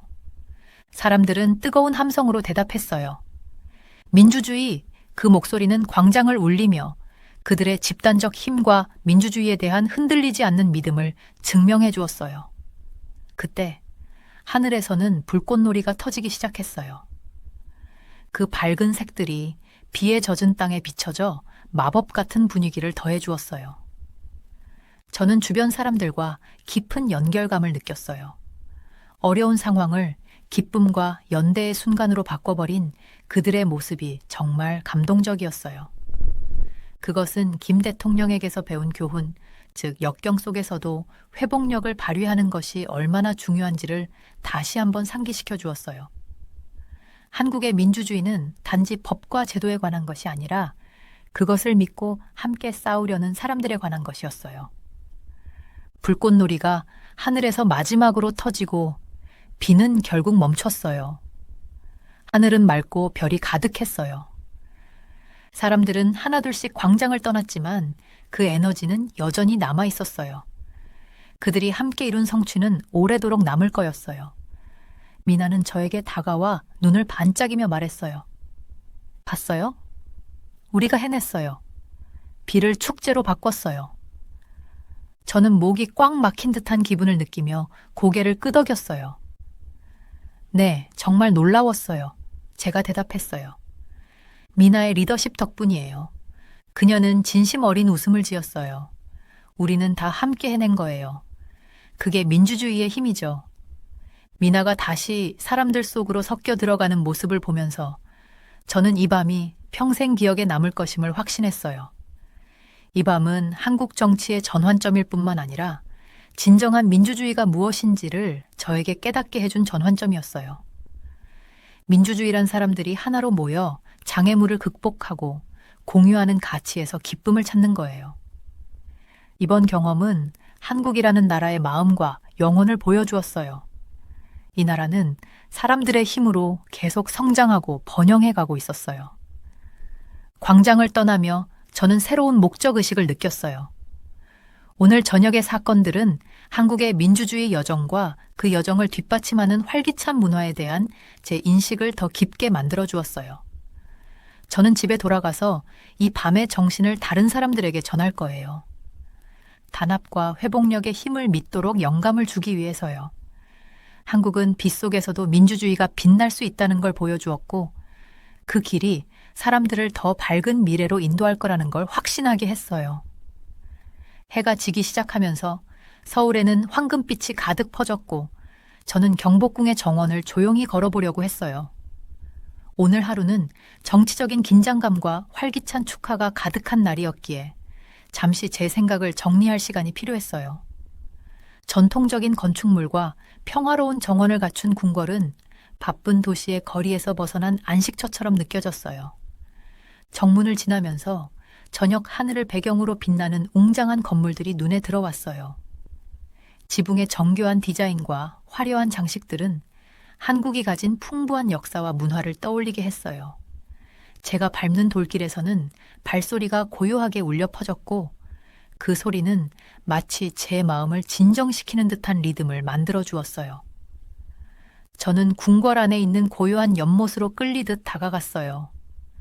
물은 잔잔하게 가라앉아 건물과 주변 나무들의 불빛을 반사하고 있었어요. 근처 벤치에 앉아서 물 위로 퍼지는 잔잔한 파문을 바라보았어요. 그 파문은 가끔 떨어지는 나무잎의 물방울에 의해 잠깐 방해받았지만 전체적으로 평온한 분위기였어요. 오늘 있었던 일들을 곰곰이 생각하기엔 완벽한 장소였어요. 오늘은 정말 정신없이 지나간 하루였어요. 탄핵 투표가 통과되었고 거리는 그들의 값진 승리를 축하하는 사람들로 가득했어요. 저는 인사동의 카페에서 그 사람들의 모습을 지켜보며 흥분과 향수를 동시에 느꼈어요. 사람들 속에서 그때의 열정과 정신을 다시 보면서 김대중 대통령님과 함께했던 시절이 떠올랐어요. 그분의 민주주의에 대한 헌신은 저에게 큰 인상을 남겼고 오늘 한국의 민주주의 정신을 직접 목격한 것은 정말 감동적이었어요. 연못께 앉아 있으면서 저는 한국 사람들이 보여준 강인함에 대해 다시 생각했어요. 광화문 광장에서 사람들이 희망과 결단력을 가지고 하나로 모였던 모습은 그들의 민주주의에 대한 흔들리지 않는 믿음을 보여주는 증거였어요. 비가 내릴 뻔한 날씨 속에서도 그들은 혼란을 축제의 기쁨으로 바꿨고 그 모습은 정말 아름다웠어요. 제가 만났던 젊은 활동가 미나도 굉장한 리더십을 보여주었어요. 그녀는 전통 한국의 북과 현대적인 비트를 결합하여 군중을 북돋우며 그들의 기운을 끌어올렸어요. 한국이 과거를 존중하면서도 미래를 포용하는 방식이 정말 아름답게 드러났어요. 그들이 마주한 도전도 생각했어요. 탄핵 절차는 결코 쉬운 일이 아니었고 국회에서의 긴장감은 실로 느껴졌어요. 그럼에도 불구하고 그 과정 속에서는 질서와 민주적 제도에 대한 존중이 느껴졌어요. 시위가 평화로웠고 국회의 절차도 질서 있게 진행되는 모습을 보면서 저는 한국의 민주주의가 얼마나 성숙한지를 실감했어요. 정원 길을 걷다가 저는 벚꽃이 피기 시작한 모습을 봤어요. 그 꽃잎들이 고요한 환경에 화사한 색을 더하고 있었어요. 꽃의 아름다움은 오늘 있었던 정치적인 사건들과는 또 다른 대비를 이루면서 한국의 삶이 전통과 진보가 잘 조화된 균형 속에서 이루어진다는 걸 상기시켜 주었어요. 이 균형은 제가 항상 감탄했던 부분이었고 오늘은 그 점이 더 선명하게 느껴졌어요. 산책을 계속하면서 저는 한국의 과거 지도자들과 영웅들을 기리기 위한 동상과 기념비들을 지나쳤어요. 각 기념물들은 희생과 용기, 그리고 자유와 정의를 향한 끊임없는 추구를 말해주고 있었어요.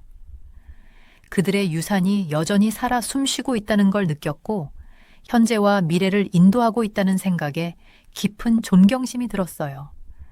저는 오늘 제가 목격한 민주주의 사회를 세우기 위해 싸운 사람들에 대해 큰 존경을 품게 되었어요. 전통적인 정자 아래에 앉아서 저는 제 노트북을 꺼내어 생각을 적기 시작했어요. 글을 쓰는 것은 항상 제 경험을 정리하는 데 도움이 되었고 오늘도 마찬가지였어요. 저는 한국 사람들의 강인함과 위기 속에서 하나로 뭉치는 능력, 그리고 그들이 자신들을 진정으로 대표하는 민주적 시스템을 유지하려는 의지에 대해 썼어요. 또한 그들의 민주주의에서 문화적 표현이 얼마나 중요한 역할을 하는지, 음악과 예술, 전통이 어떻게 군중을 하나로 묶고 공동체 의식을 키우는지에 대해서도 기록했어요. 밤이 되자 궁궐의 정원은 등불에 의해 부드럽게 빛나며 마법 같은 분위기를 자아냈어요. 시원한 밤 공기가 저를 상쾌하게 해주었고 하루 종일 느꼈던 불안함은 어느새 사라지고 평온한 기분이 들었어요. 서울에서의 시간은 정치적인 사건들을 지켜보는 것뿐만 아니라 한국 민주주의의 진정한 의미를 이해하는 시간이었어요. 저는 제 멘토인 김대중 대통령님을 떠올렸어요. 그분이 가르쳐주신 리더십과 옳은 일을 위한 싸움의 중요성에 대해 다시 생각했어요. 그분의 유산은 제 주변 사람들의 행동에서 그대로 드러났어요. 그들의 용기 있는 발언과 평화로운 시위, 그리고 승리를 기쁨과 창의성으로 축하하는 모습은 그분이 저에게 심어준 가치들을 상기시켜 주었어요. 호텔로 돌아가는 길에 궁궐의 불빛이 점점 사라지는 것을 보며 저는 깊은 감사의 마음을 느꼈어요. 한국은 민주주의의 진정한 의미를 저에게 보여주었어요. 그것은 단지 정치적인 시스템만이 아니라 사람들의 집단적인 힘과 회복력으로 형성된 삶의 방식이었어요. 여기서 겪은 경험들은 제 전문적인 일뿐만 아니라 제 개인적인 신념에도 큰 영향을 미쳤어요. 그 순간 저는 민주주의가 단순히 법과 제도만으로 존재하는 것이 아니라 사람들의 마음속에서 살아있고 그들의 전통과 문화, 그리고 더 나은 미래를 함께 만들려는 굳건한 정신 속에서 자란다는 것을 깨달았어요. 한국의 여정은 한 나라가 하나 되어 과거와 미래를 융합하며 도전을 희망과 결단력으로 맞설 때 어떤 성취가 가능한지를 보여주는 증거였어요. 마지막으로 궁궐을 바라보며 저는 한국의 과거와 그 유산이 여전히 살아 숨쉬고 있다는 것에 큰 영감을 받았고 이 나라가 앞으로 만들어갈 미래에 대한 기대감이 커졌어요. 이번 여정은 한국 민주주의에 대한 이해를 깊게 해주었을 뿐만 아니라 국가의 운명을 형성하는 데 있어 문화유산의 중요성과 단합의 힘에 대한 저의 시각을 더욱 풍부하게 만들어 주었어요. 인천국제공항에 서서 영국으로 돌아가는 비행기를 기다리며 저 안에는 여러 감정들이 엉켜 있었어요. 분주한 공항은 몇 시간 전 경복궁에서 느꼈던 고요한 순간들과는 완전히 다른 분위기였어요. 저는 깊게 숨을 들이쉬며 익숙한 공항의 냄새를 맡았어요. 근처 카페에서 나는 커피 향, 타일 바닥 위를 지나가는 짐바퀴 소리, 그리고 멀리서 들려오는 항공기 이륙 소리가 섞여 있었죠. 서울에서의 시간은 정말 큰 변화를 주었어요. 비행기에서 내린 순간부터 저는 잠들지 않는 도시 속으로 빠져들었죠. 강남의 밝은 불빛, 명동의 활기찬 거리들, 그리고 도시 곳곳에 있는 평화로운 공원들은 에너지와 편곤이 공존하는 나라를 보여주었어요. 가장 기억에 남는 경험 중 하나는 서울대학교에서 열린 세미나에 참석한 거였어요. 젊은 학자들과 열정적인 학생들과의 대화는 정치 역사에 대한 저의 사랑을 다시 불러일으켰죠. 그들의 질문은 날카롭고 통찰력은 신선했으며 열정은 전염성이 있었어요. 저는 김대중 대통령에 대한 이야기들을 나누면서 차세대 지도자들에게 영감을 주길 바랐어요. 그들의 얼굴에 이해와 호기심이 떠오르는 걸 보면서 정말 보람을 느꼈죠. 하지만 서울에서 인상 깊었던 건 학문적인 면만이 아니었어요. 바로 사람들, 그들의 따뜻함, 강인함, 그리고 변함없는 정신이었죠. 저는 인사동을 걸으면서 그곳에서 전통 찻집과 미술관들이 현대적인 상점들과 거리 공연자들과 어우러져 있는 모습을 봤어요. 그곳을 걸을 때마다 과거와 현재가 한국만의 방식으로 아름답게 결합된 느낌이었죠. 탄핵 절차가 진행되던 날들, 그때는 정말 긴장감이 감돌았어요. 인사동 카페에서 뉴스를 보면서 공기 속에 흐르는 전류를 느꼈죠. 광화문 광장의 사람들은 바다처럼 넓게 퍼져 있었고 그들은 더 나은 미래를 향한 희망을 안고 있었어요. 배경에서 들려오는 K-팝 음악은 모두를 하나로 묶어주는 듯 했고 문화가 사람들 간의 간극을 메우고 함께할 수 있게 한다는 걸 느꼈어요. 마침내 탄핵 투표가 통과되고 나서 터져나온 축하의 장면은 정말 잊을 수 없어요. 불꽃놀이가 밤하늘을 환하게 밝히며 그 색이 기쁨에 차 있는 사람들의 눈에 비쳤죠. 제가 만난 젊은 활동가 미나는 그 중심에 있었고 그녀의 목소리는 환호 속에서 민주주의라는 구호를 이끌어가며 울려 퍼졌어요. 그녀의 열정은 정말 감동적이었고 저는 그 모습을 보며 큰 자부심을 느꼈어요. 하지만 그날 밤에는 도전적인 순간도 있었어요. 갑자기 내린 비가 분위기를 흐릴 수도 있었지만 오히려 그것은 창의성과 단합의 순간이 되었죠. 미나가 혼잡할 수 있는 상황을 즉석에서 춤의 장으로 바꾸는 모습은 마법 같았어요. 전통 한국의 북소리와 현대적인 비트가 자연스럽게 어우러져 한국 민주주의 부활의 중심을 울리는 리듬을 만들어냈죠. 그것은 역경 속에서도 아름다움과 강인함이 존재한다는 강력한 상기였어요. 그날 저녁 경복궁을 걸으면서 저는 한국의 역사와 그 사람들과 깊은 연결감을 느꼈어요. 조명이 비친 건물들이 길게 그림자를 드리우며 현재를 이끄는 지속적인 유산을 상징하고 있었죠. 그동안 배운 교훈들이 떠올랐어요. 민주주의는 단합과 문화적 표현, 그리고 함께 서는 용기에서 자란다는 것. 그것은 추상적인 개념이 아니라 제가 직접 경험한 살아있는 이야기였죠. 짐을 싸면서 저는 이번 여행을 통해 얼마나 성장했는지 되돌아보았어요. 한국은 저에게 민주주의의 또 다른 모습을 보여주었어요. 그것은 격렬하면서도 축제 같고 강인하면서도 적응력이 뛰어난 민주주의였죠. 평화로운 시위, 활기찬 축하, 전통과 현대가 자연스럽게 어우러진 모습은 저에게 깊은 인상을 남겼어요. 민주주의는 단지 법과 제도만으로 이루어지는 게 아니라 매일 그것에 생명을 불어넣는 사람들 덕분이라는 걸 깨달았어요. 탑승 게이트에서 비행기 탑승을 기다리며 저는 감사한 마음이 들었어요. 한국 역사에서 중요한 순간을 목격할 수 있었고, 김대중 대통령의 기억을 되새기며 그분의 유산이 서울의 거리와 사람들 속에서 살아 숨 쉬고 있음을 느꼈어요. 민주주의의 정신이 도시 곳곳에 스며들어 있었죠. 비행기 탑승을 위해 문을 지나며 저는 마지막으로 공항을 둘러보았어요. 다양한 사람들이 각자의 이야기와 목적지를 가지고 이곳에 모여 있었어요. 제 서울에서의 시간은 끝났지만 여기서 쌓은 인연과 배운 교훈들은 영원히 저와 함께할 거라는 생각이 들었죠. 비행기에서 자리에 앉아 엔진 소리를 들으며 제 생각에 잠겼어요. 창밖으로 서울의 불빛이 점점 멀어져가는 모습을 보며 저의 마음은 가득 차 있었고, 제가 목격한 강인함과 창의력에 영감을 받았어요. 이 경험이 제 영국에서의 일에 큰 영향을 미칠 것이라고 확신했어요.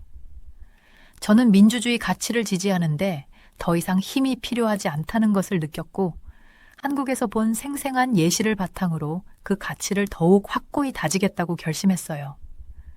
비행기가 이륙하면서 저는 어떤 완결성과 새로운 시작에 대한 약속을 느꼈어요. 한국은 제 직업적인 관심뿐만 아니라 제 개인적인 성장을 더욱 풍요롭게 해줬어요.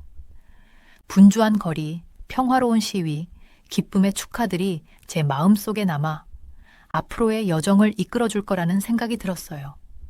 저는 감사한 마음과 강인하고 단합된 사람들의 정신에 영감을 받아 서울을 떠났어요. 그 후 몇 달 동안 저는 동료들과 학생들에게 제 경험을 나누었어요. 광화문 광장에서의 민화와 군중들의 이야기는 제 강의의 중심 테마가 되었고, 집단 행동과 문화적 조화의 힘을 보여주었죠. 제 글은 더 깊이를 갖게 되었고, 한국에서 되살아난 열정과 희망이 제 글에 스며들었어요. 돌이켜보면 서울로의 여행은 단순한 직업적인 참여가 아니었어요. 그것은 자기 발견과 영감의 여정이었죠. 한국은 민주주의가 살아있고, 그것은 사람들의 정신과 문화의 풍요로움으로 살아간다는 걸 보여줬어요. 제 일을 계속하면서 저는 배운 교훈들과 만든 기억들을 가슴에 품고 앞으로도 계속 성장해 나갈 거예요.